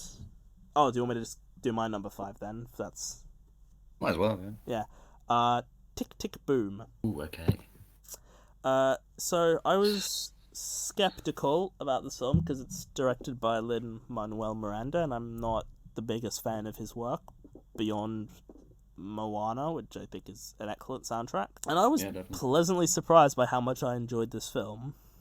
I thought Andrew Garfield's, personally, has given my favorite performance of the entire year. In terms of film, if we're talking TV, it might be a bit different, but just in terms of film performances, my personal favorite of the year. I really like Andrew Garfield. I think he's one of those like actors who's just great in things. I think he is fantastic as an actor. Yeah. I do like him in this film, but it's not like the performance I point to was like, yes, Andrew Garfield. But you It's not didn't even like from- him in this film. No, I do like him in this film. Oh, okay. But you don't think he's like outstanding or anything. It's not. I mean, it's not even my favorite Andrew Garfield performance of the year. Ooh, foreshadow. Yeah. Yeah, I think he's very good. But stuff like Never Let Me Go. What's it called? Social Network. Social Network is probably his best work. I haven't watched it. I need to rewatch it. Oh, I'm though. sorry. My pride is at the cleaners, along with Oh, my my fuck you hoodie. flip flops, you pretentious douchebag. Yes, it's that's one of the best scenes ever in a film, in my opinion. Oh yeah, it's a brilliant scene. So what's the name of the guy in this? Jonathan Larson. Jonathan Larson, yes, the Yes. writer of Rent. Rent, yes. I remember I told my dad, I was talking to my dad about this film, and when I told him that Andrew Garfield played Jonathan Larson, he was like, oh, Rent was written by a white guy? I'm like, yes. Did you think he was a black guy? And he's like, well, yeah. I'm like, okay. I'm not too familiar with Rent, so I'm not entirely sure. No, never mind. Okay, well, yeah. None of us can speak about what this film was kind of about. Yeah, well, No, I we can. We don't know can. about Rent, but who cares? It's I- not. Yeah, exactly. It's not really about Rent that much. Not really. It's more about Jonathan Larson kind of trying to come up with this, this Trying to find his, trying to thing. trying to have this thing sort of out there in the world before he turns 30. Because when you turn 30, people kind of lose it a bit. 30, 90. Yeah. Oh, I thought that was a really great song. Actually, I thought. That oh dude, you have no idea. I put this film on. That first song, I love that song, 3090. I think that's an excellent song. Oh, it is so good. It's And it's downhill from there. wow. Because the rest of the film did not live up. Oh man. I do like it. I do enjoy it, but I was just like, okay. Right. I didn't really. Right. I disagree. Evidently by my placing on Yeah. this list. I think that I don't know. I know I'm not like that old. Like I'm not even 20 for fuck's sake. But I always and sort of connect to and sort of am hit by and am affected by films about people who sort of want to achieve this thing and sort of like I'm however old I am, but I'm kind of like, what the fuck am I doing? I've sort of been, my life's sort of pointless, or like I've not really been doing anything with myself. See, or I come to that from I do like that sort of story, but I like it from the other way round. I like it when people have reached a point in their lives and they look back and think, okay, what have I achieved in this time, rather than what can I achieve. right. I'm much more of a looking back rather than looking forward sort of person. Yeah, I can sort of get into that kind of story too, but I think it's always I'm more into the whole sort of like how sort of I guess sort of regret sort of way of looking at things, I guess. Was it you don't like that, or you do? I do like I think I'm more into a film where someone's at a point like like that's why I think Bo Burnham's music works so well for me, is it's very much looking back like I'm however old I am, but I'm looking back like what could I have done differently, should I have done this by this point? Well, yeah, exactly. That's what I'm saying that I like. I love The World's End. A big part of that is looking back at a person's life and wondering, what happened. T2 Trainspotting, my favorite film sequel. That's looking back at the characters' lives and how they've, come to be where they are no, now. actually, I've misunderstood what I was saying and what you were saying. No, I'm much more into like I haven't achieved this, and I feel like I should have sort of done this by this point in my life, and I haven't. And it's Right, okay. I misunderstood what was being said, honestly. Yeah. And that's sort of why Bo Burnham works so well is I kind of, and that's why I think 3090 as a song works so well lyrically. The whole sort of he's talking about you sort of blink and then shit's happened and that kind of thing of So yeah, no, I'm fully down with the idea of life has passed me by, but I'm not really that bothered by oh no, I need to do this by this point in my life. Yeah.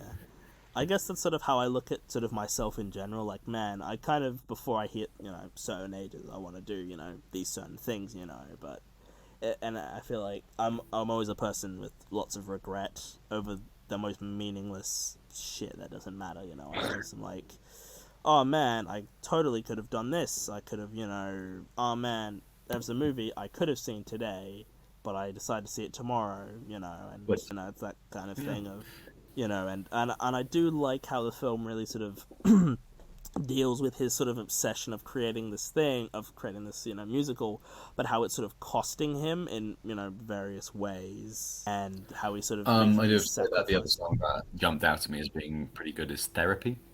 The one where it's I feel bad that you feel bad. Where he's arguing with his girlfriend and... Yeah. I'm a big fan of the song towards the end where he's in that sort of stadium and he's just playing that piano sort of all by himself when he's singing that song sort of. Is that the one that kind of intercuts with his friend who's got AIDS? Yeah. Yes. I got really annoyed at that bit. Oh, just because I think because I was like, okay, let's think what's Lin-Manuel Miranda's thought process here. He's like, okay, I want to show some sort of emotional devastation. Let's have the guy with AIDS standing looking out of a window and dropping something that's in his hands. And I was just like, yeah, okay, that's the best you can do. He just drops some paper. Yeah.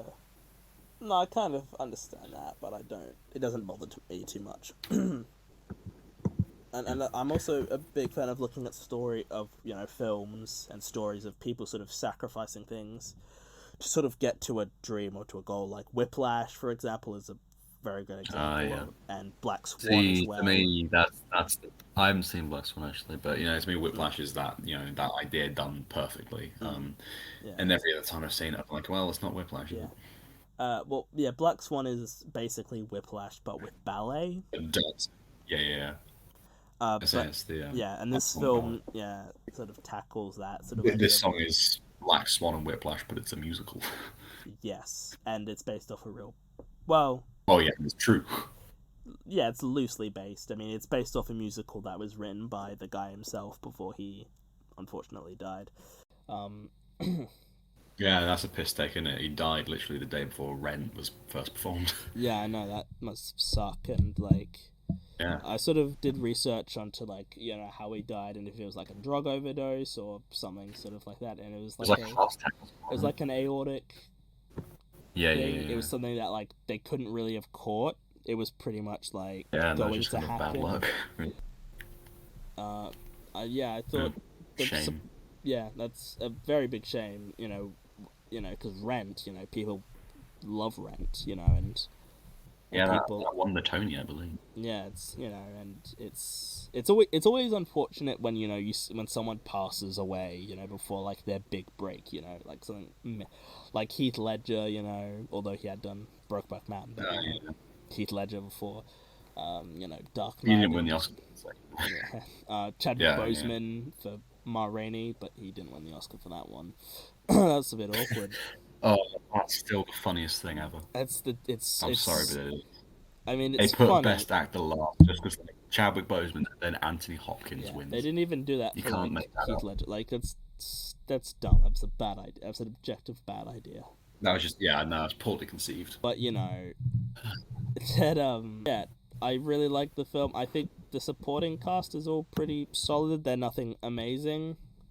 A lot of people were talking about, getting Robin de Jesus, who was his friend who gets AIDS, and they're like, oh, you should be nominated for supporting actor. I'm like, I didn't think he was particularly amazing. He was there. He showed up. I didn't think any of the performances outside of Garfield were particularly amazing, in my opinion. I would agree. I mean, even though Andrew Garfield, that wasn't him firing all cylinders, but Yeah. very good. But yeah, besides that, I thought it was a really, really good film. I thought, sort of at a technical level, it was all pretty solid for what it needed to be. It didn't need to be too much, but it was put together, I guess. yeah. Not particularly Amazingly, not particularly badly. It was made. Yeah. But I'm giving it 6.5. That's a bit low.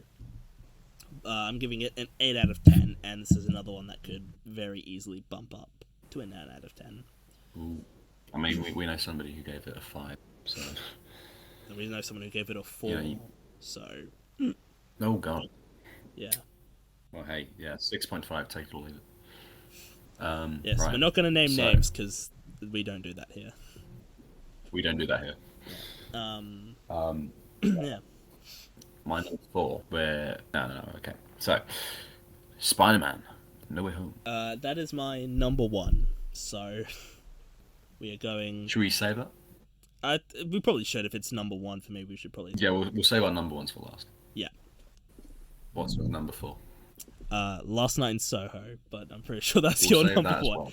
Okay. That's my number. And so for me, numbers 3 and 2 have been covered, so... Well, yeah, number 3 has been covered. That was No Time to Die. And then I'll briefly talk about my number 2, Don't Look Up. Adam McKay's new offering for this year. Adam McKay's new political satire about an asteroid heading towards Earth. It's about the scientists that want to try and prevent it and prepare Earth, basically. Yes. This film has not been received that well. It's got like No. 50-something% on Rotten Tomatoes. Yeah, it's I had planned to see if I could watch it in time for this, but I just I didn't have the time to watch it. But I will watch it in the next couple days. I will watch it in the next few days.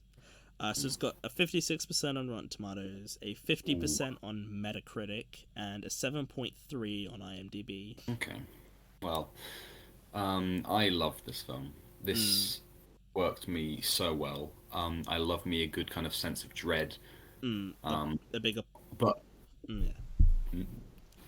As well as, I love me a good, balance of comedy between dread. And this film so gets that. There's an excellent sequence where Jennifer Lawrence is on like a news show and like has a bit of a mental breakdown, telling everyone that we're going to die. Yeah. It walks that line so well. Yeah. I said that Coda might be my favorite acted film of the year. This actually might be. I take that back. And can I just say this has got a 3.2 on Letterboxd, so yeah, across the board it's pretty mediocre. Yeah, it's been mixed, and I'm fine with it being like that. I'm happy being an exception of people that like this film. I think the political satire really lands and like works for me. I find it quite funny. I mean, it's just a climate change. It's sort of just climate change, but it's with like a comet, isn't it, or something? Yeah, it's an asteroid heading towards Earth. Asteroid, yeah. An asteroid that's big enough to destroy it. And yeah, it's about attempts to stop that and all that. Yeah. And yeah, so excellent cast: Leo DiCaprio, J Law. Both as Jennifer Lawrence, not the other one, not Jude Law. But they're both really good. Jonah Hill, Meryl Streep, Mark Rylance, they're really good as well. And this film has one of my favorite endings of the year. I think it's a really great ending. Ooh. Well, haven't seen it, so can't discuss it. Yeah, exactly. If you've not seen it, go give it a watch. It's a really good time. Although if you don't like it, well, too bad. I give it an 8.5. Ooh, very high. Yeah, I loved it. So now, number 1s for me. Number 1 for me is Spider-Man: No Way Home, and I mean, I feel like most people have probably talked about this enough already, even before it came out. I think we could probably get into it. Yeah, if you've not seen it by now, oh well. It's been out for over a week now. like what we can. I don't know. Yeah, it's been out for a Anyone, while. anyone who cares will have seen it by now. Yeah, but if hypothetically you haven't, spoiler warning. Also, assuming you haven't had it all spoiled for you already, let's just say hypothetically, skip forward a few minutes, like 10 minutes. Yeah, it might be a while. Yeah. So I love it. It's my favorite film of the year. I ever since it was announced and the rumors of cast, I was like, I couldn't wait to see what they were going to do with this. They had the rumors of Jamie Foxx coming back and Alfred Molina, and then, once they were confirmed, there was the rumors of if Tobey Maguire and Andrew Garfield will be coming back. Yes. And, well, I mean... They did. They did, yeah. I mean, I got spoiled, like, the day it came out. Oh. It was from someone who had seen it, and we were typing in, like, a chat, but they put spoilers over it. But the thing that they spoiled, it was disappointing, but it was also I was way too upset for something that really doesn't matter. Like, it's a fucking film, for Christ's sake. I just, it was annoying, and I was sort of not in the best of places at the time. It's a completely different story. But, it was of the spoiler things, like, the thing that I was like, okay, I kind of figured that would happen anyway, Yeah. I had somehow been able to avoid all the leaked images and the leaked footage, and I was aware of it existed. I was aware of, like, the photos of them together, but I was not aware of the footage. But I was basically like, if they are somehow not in this film, I will actually be upset. And, they were. Like, so part of me was secretly praying that they wouldn't be in it, just because that way Marvel would have pulled off the greatest hijink of the century. Yeah, they just had them all on set. The fans wouldn't have been able to blame them, because it was like, hang on, we never said they were in it. That's not our fault that you got. I mean, Andrew Garfield kept saying it in every single interview that he's not in it, and I felt bad for him at a point, because he had all these films that were coming out that he wanted to talk about. People like, so you in the new Spider-Man? And he's just like, no, I'm not in it. And he just keeps... And he's like, you know what I was in? The Eyes of Tammy Faye, so let's talk about her. Yeah. Tick, Tick, I Boom, was in? that just came Boom, out. yeah. Let's talk about that. Yeah, my new film. The one that could potentially win me an Oscar, yeah. Yeah. No, Spider-Man, you in it? And he's just like, I'm not in it. And then there was... Tobey Maguire doesn't even have to worry. Yeah. And there was a thing where someone took a photo with him, and they were like, hey, so are you in No Way Home? And he's like, well, I can't say. And then he just, like, winks at them, essentially saying he's in it, because he doesn't care. He doesn't give a fuck anymore. I was like, what are you going to do? Not put me in another Spider-Man film? Oh, no. Oh, no. I had it cancelled, 10 years ago. I'm fine, I've come to terms with my own failure. Yeah. Yeah, so... Marvel trying to find a way to make Spider-Man 3 interesting. Tobey Maguire, you couldn't live with your own failure. Yeah, and so there have been rumors that I hope are true that Andrew Garfield and Tobey Maguire might do more Spider-Man films in their, like, own universes. And I would like that to happen. I don't know how many they could get out of it, but I would love for them to do at least one more with each of them, because I think Garfield... I don't think Tobey will, but I think Andrew Garfield would definitely want to. I mean, I feel like if they were to do one with Tobey, it would be like a retirement one where he, like, sort of hangs up the suit and has someone new become Spider-Man, like a Miles Morales, perhaps, hypothetically. Yeah, because he looks old and stuff. Yeah. I do appreciate that they didn't try to, like, de-age him or anything. They're like, nope, this is how he looks. He's an older Spider-Man. We're gonna roll with it, Get over it. It did look a bit weird, though, I will say. It was very strange. My screening of this had a few major reactions to several points in this film that we might as well touch on. So the first big one was when Daredevil appeared on screen. Oh, yes, that move. Yes. It wasn't like a cheer or anything. It was just like the entire cinema went, and I was like, oh, shit. Like, he's actually in it. Like, I'd heard the rumors that he might be in it. I hadn't seen, like, the photos of him on set in it. I was like, oh, it's him. the Netflix characters are canon now. Like, it's confirmed, like, they are canon in these films now. I liked that he was there. I haven't seen Daredevil, but I liked he was there. No. But also, I liked that it wasn't in the scene that everyone said he would be in. What scene did everyone say he would be in? The first bit of Peter at like the police station or whatever. People Oh, thought yeah. it was him. And then it's in a different scene entirely. So I was like, Just wondering, did you manage to avoid spoilers before? I mean, you saw it like the day it came out here, but so there was a midnight screening I could have gone to, but Mm. you know, it's no James Bond, which I did go to a midnight screening of. Yeah. So I thought, you know what, I'll see it the next available session. So I did. I just kind of stayed off the internet for the morning. Yeah. And yeah, so I didn't get any spoilers. Yeah. Kind of still annoyed at myself for getting spoiled, but, you know, it's like, fucking whatever, you know. Can't be helped. I mean, probably could have been. Well, it could have been, yeah, but I don't know. I just sort of beat myself up over stuff that doesn't matter. Yeah, and then when then it's pretty like there's, you know, chuckling and laughing for the jokes and everything, and then it gets to, you know, Garfield's Spider-Man jumping through the portal, and I was like, I could already tell it was him because of like the way his mask is, because his eyes on the mask are like different to Toby's, and I was like, here he comes, and he jumps through, and I'm like, okay, he's gonna take the mask off, it's gonna be great, and then he just pulls the mask off, and our theater just erupts with just the back row is just like girls just screaming, and they're just like, woo!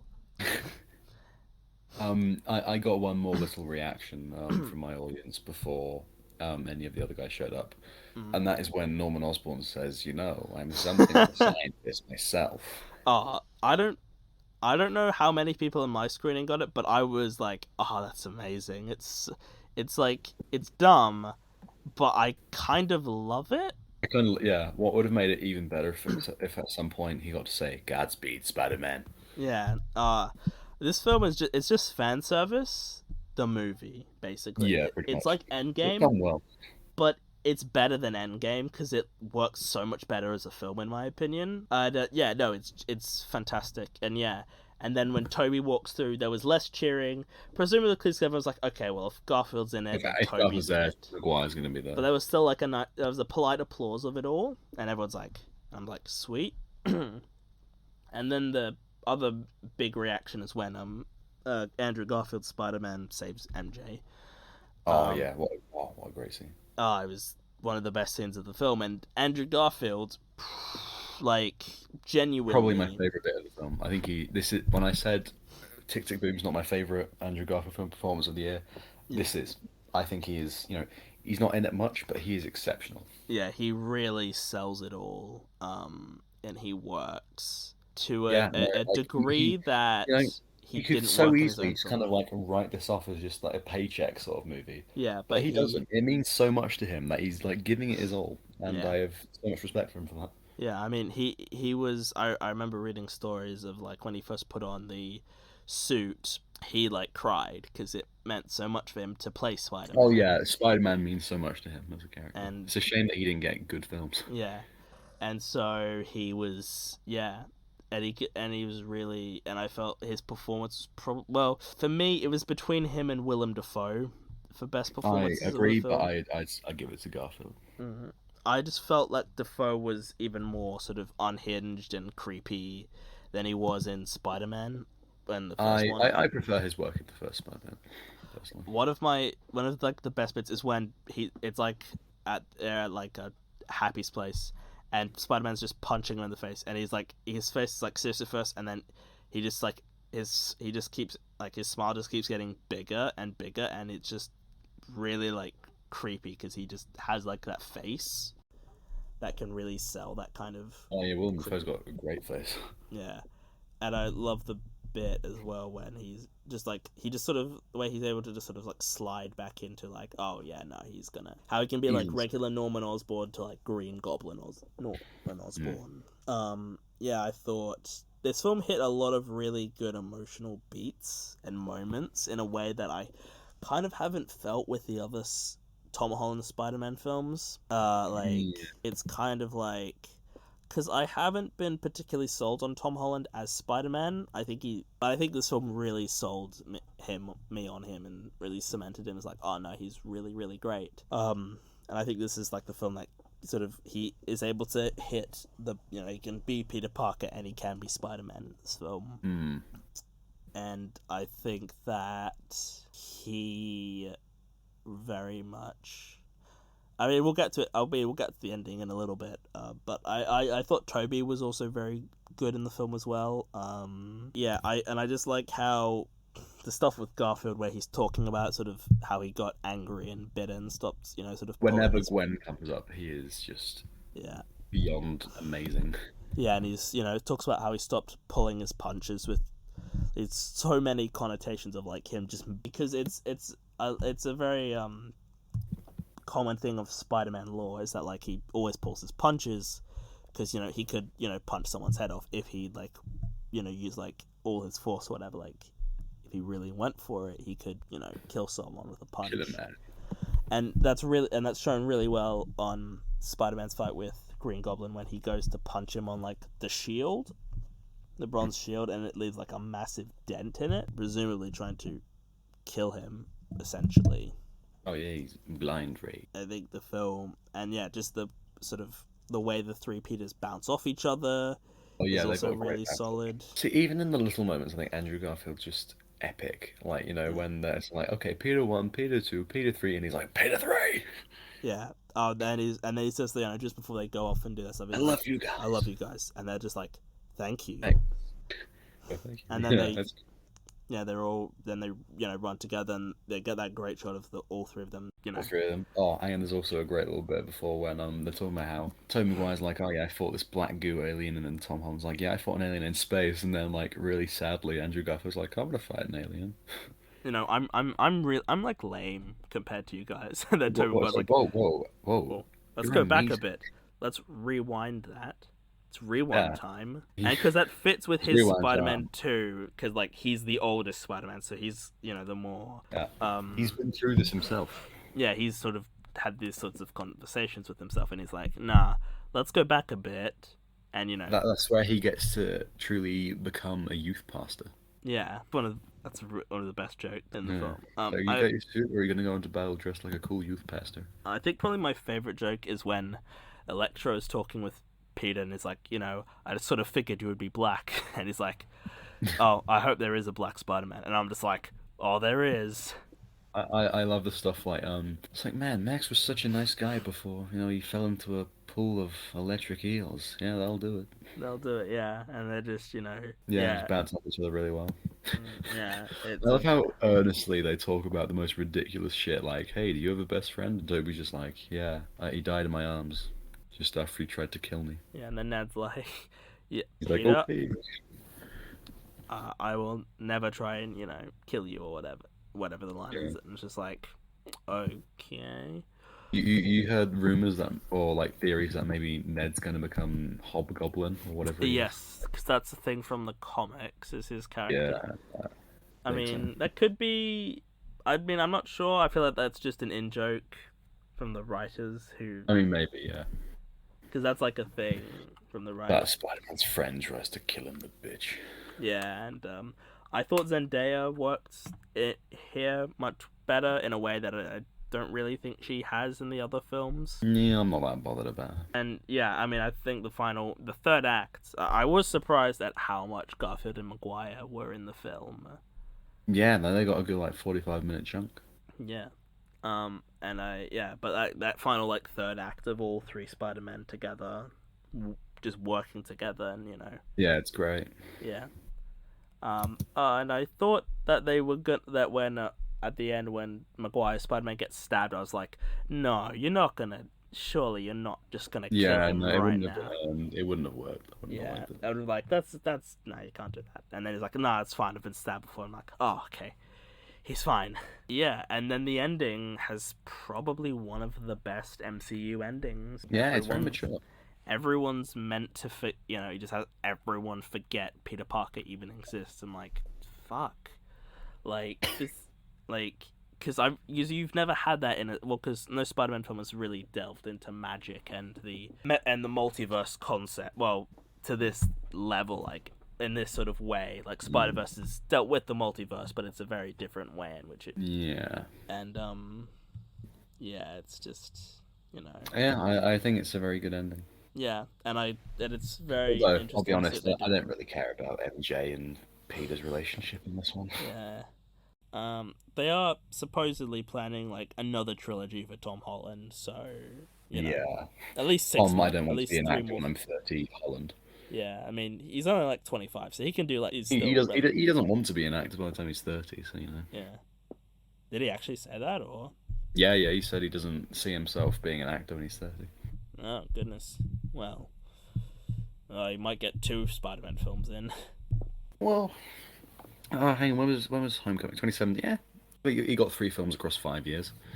I guess if you do a similar sort of thing. Yeah, well, because Sony has to keep making Spider-Man films so they can hold on to the rights or whatever. So they'll probably keep pumping them out every 2 years or so. So I guess presumably the next one will be 2023, then Yeah. 2025, then 2027.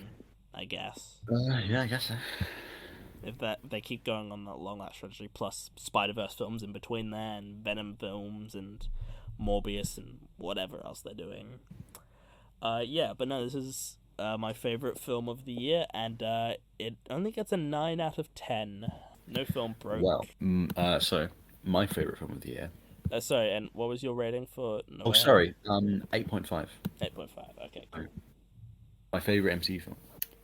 My favorite film of the year was Edgar Wright's Last Night in Soho.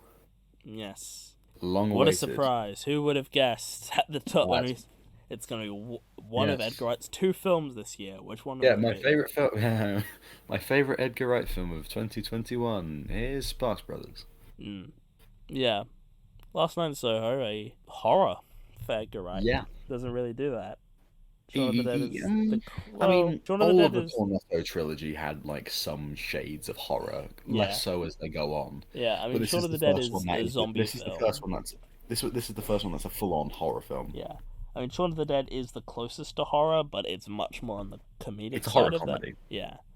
And Hot Fuzz Right. has some moments, like when he's in the Yeah, that's catacombs. slasher moments. Yeah, and slasher moments too. Yeah. World's End doesn't really. Well, I mean, I guess it's like Invasion of the Body Snatchers kind of thing. I guess. Yeah, it's that sort of horror. Yeah, it's like the Thing sort of Yeah, paranoia. like you don't know who's real and who isn't, and then find out none of them are real. They're all robots. So, take you back to when this trailer first came out. Can I just say that going into this, I knew basically nothing. I watched one trailer and that was it. Me too. And I'd seen like some stills from it, and I'd seen like the poster and everything, and I'd seen reviews, but I didn't really see much. Like some like films they usually release like clips of stuff from the film. I hadn't really seen those, and I hadn't really seen. When we first got this trailer, I was, I didn't think I was gonna like it. I was quite, I was scared that this might be the first Edgar Wright film that I don't like. And so when I went into the cinema to watch this film, I had a certain amount of kind of, doubt about whether or not I'd like it. And then, Skepticism. and then as with all of his films, the first couple of seconds, it just hits me and I was like, oh, fucking hell, Edgar Wright.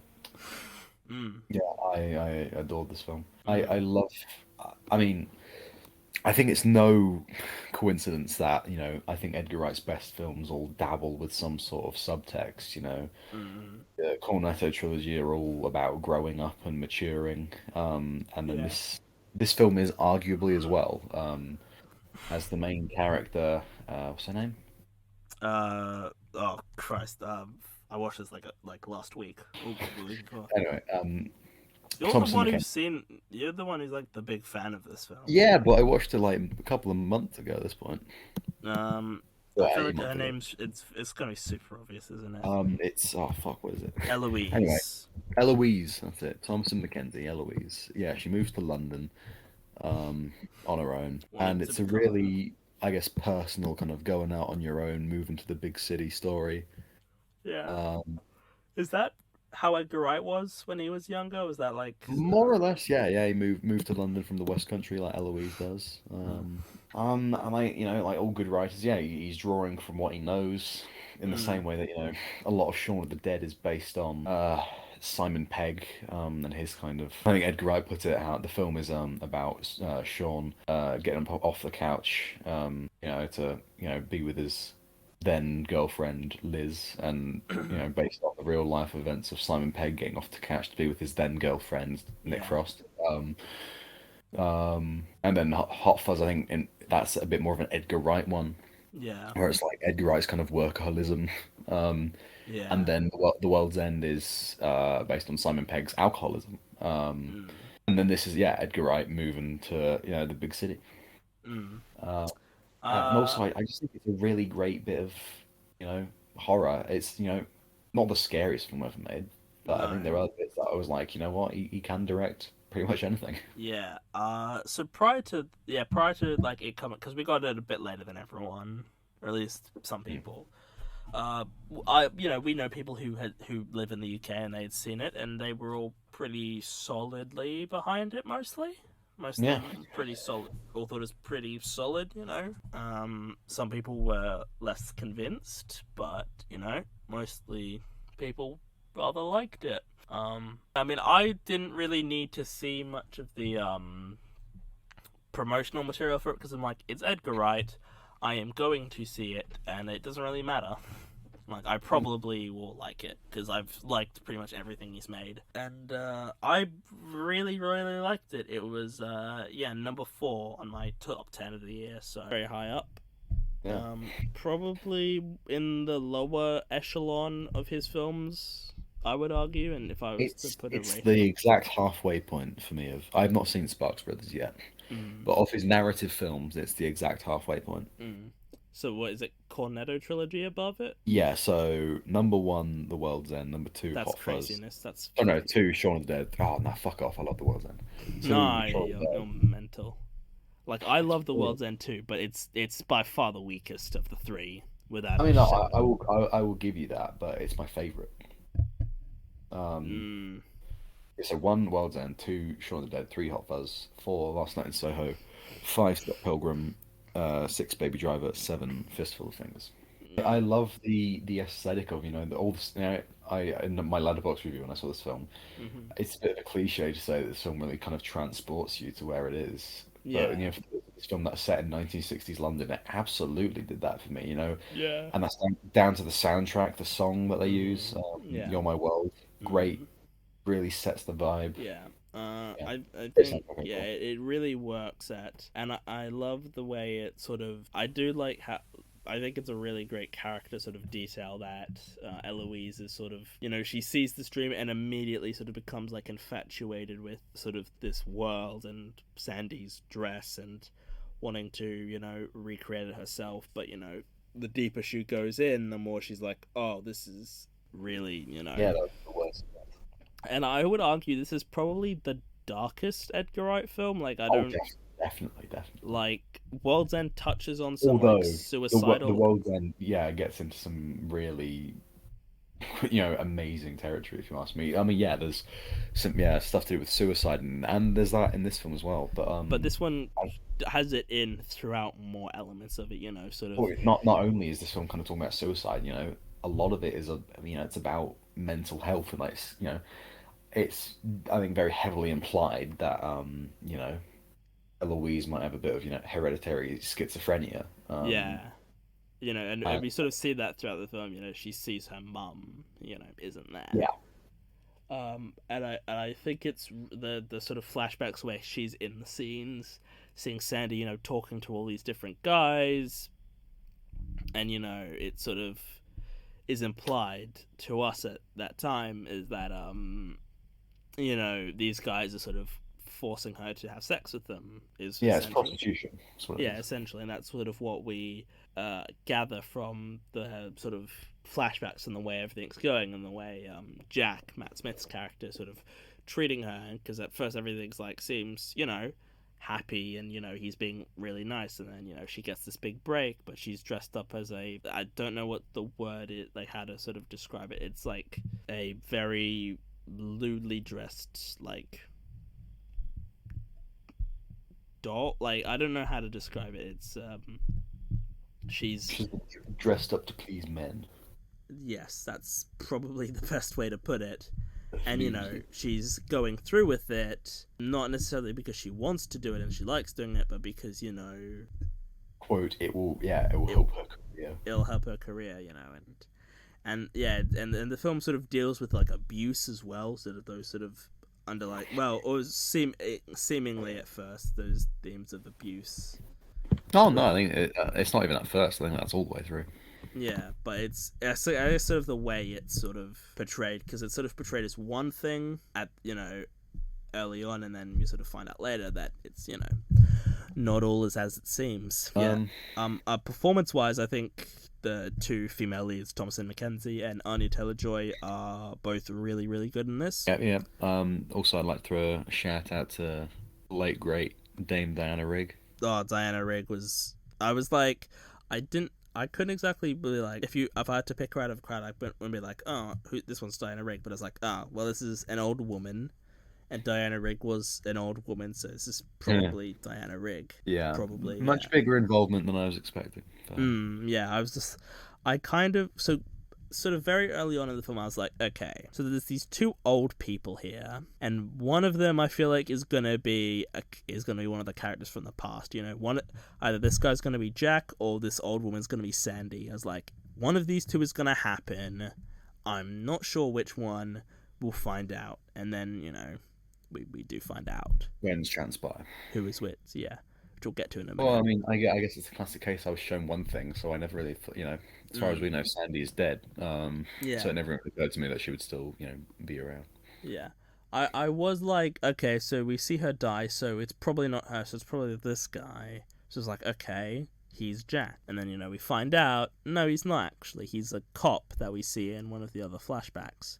And I was like, oh, so is that Sandy then? Is Diana Rigg character is Sandy? And I'm like, and there's those sort of little elements that sort of tease before we find out really what her name is. I'm like, that's familiar. That was in like an earlier bit in this film, and that kind of thing. I think, and yeah, the twist, I mean, I saw it coming, but I was a bit like skeptical at that point. It's like, is she gonna be her? And then, we find out that she is. Yeah, no, I think it works really well. I thought it was incredible. I thought it was really like quite tense. It was like, cause she's just telling her these things of like, oh yeah, no, I killed all these guys. I stabbed them. I buried them under like the floorboards and everything. I'm like, this is really like actually scary. Like, what is? Yeah, no, it's quite disturbing. And I'm like, and she gave her the tea, and I'm like, I just was like, she's put something in that tea, and then Eloise is just kind of like,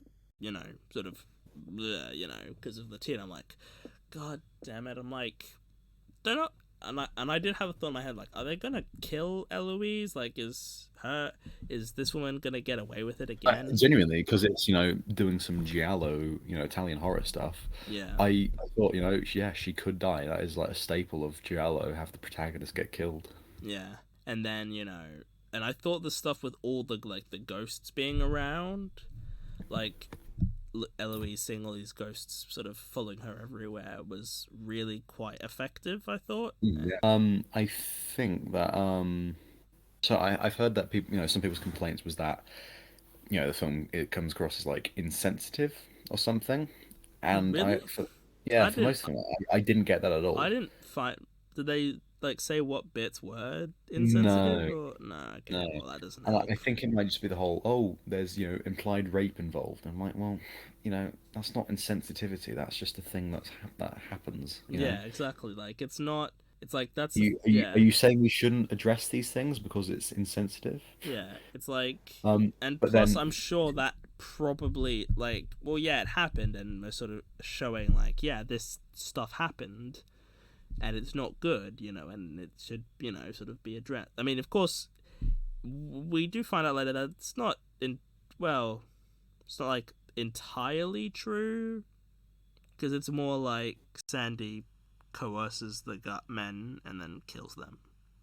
See, I was really, I towards the end, I thought it was going to be like there was something. I was like, oh no, this could actually be the thing that people are saying that's bad when they're like all the ghosts are like, hey, kill Diana Rigg because she's a bad one. And I thought, oh no, if she does that, that's going to be kind of like, oh shit, we're meant to sympathize with the rapists. Yeah. Then, no, it's all right though because she's like, no, you did bad things, you deserve what happened to you. Yeah. But it is just sort of, but she doesn't, Diana. But they don't portray Sandy as a good character, like as a good person. Like she's an objectively awful person.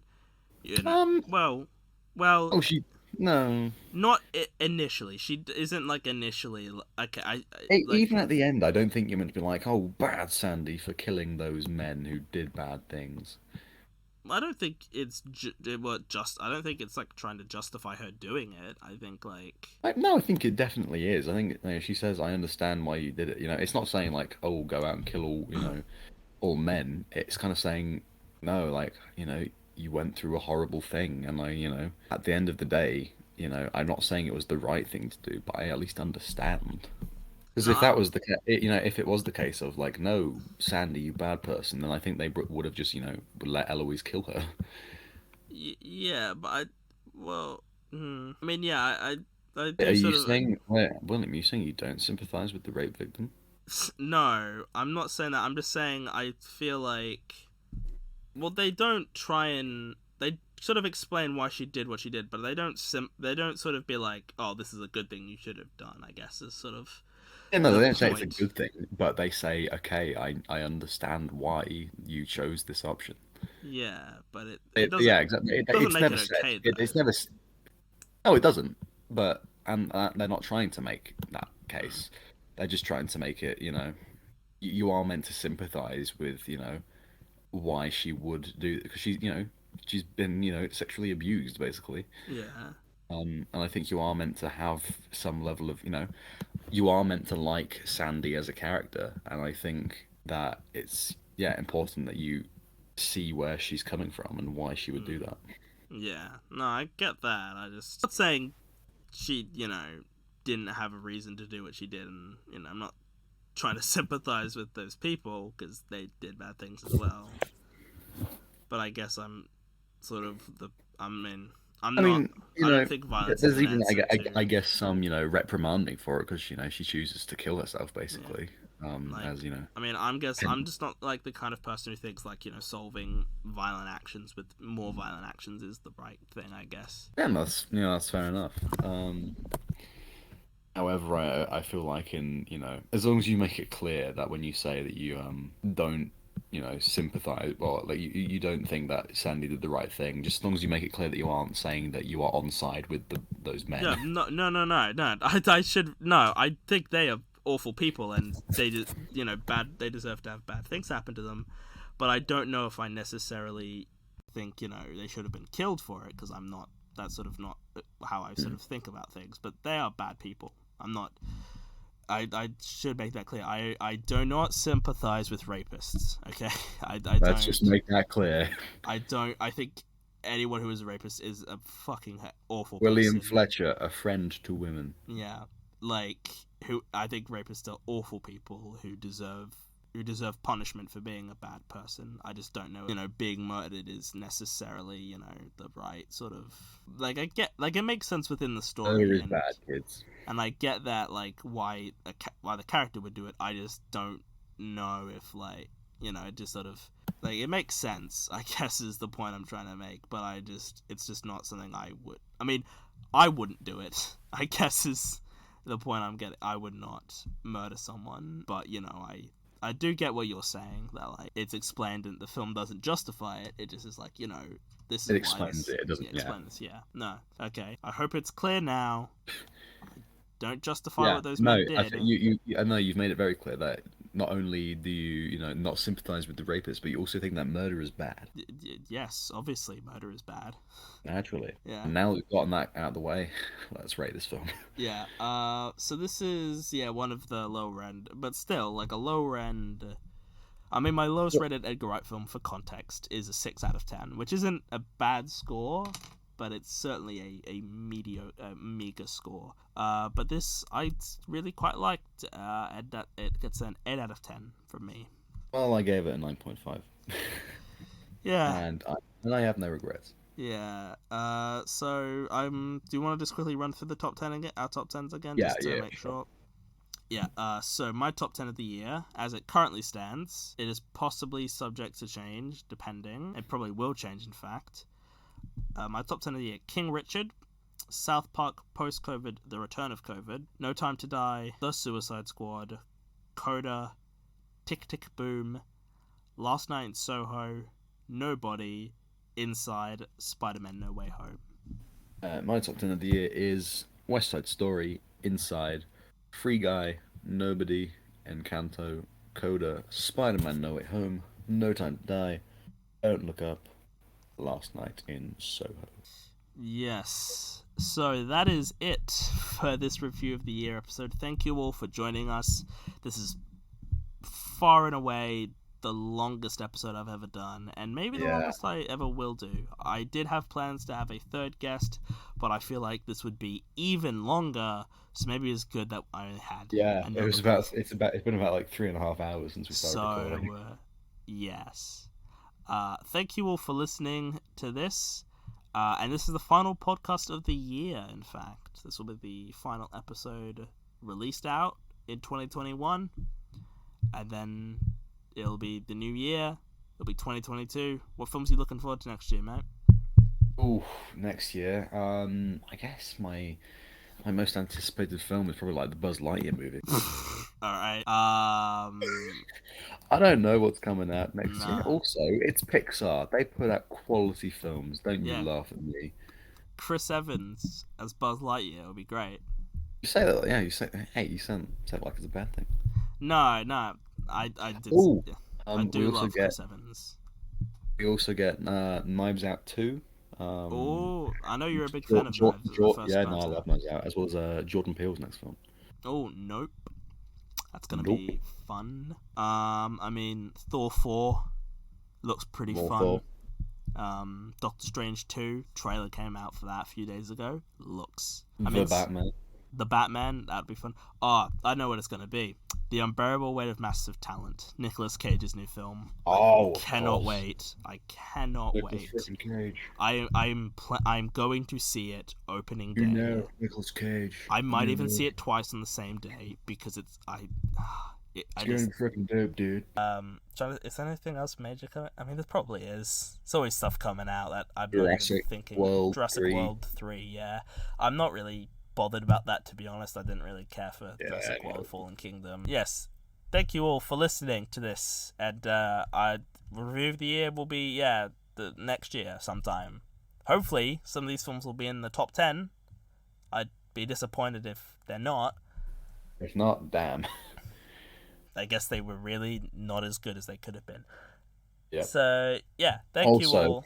To the people that have gone this far ahead when they're trying to avoid the Spider-Man spoilers, you've gone too far. Go back. Yeah. There's just go back another about about 8 minutes maybe. I think it's a little under 10. Well, it's probably more than 10 actually. Yeah. About 20 minutes, I'd say. Yeah. So that is all for this episode, and this is really long. I'm gonna have to figure out how much I can edit out of this because it's. I'm really tired now. Yeah. Okay. Thank you, everybody. And goodbye. Goodbye.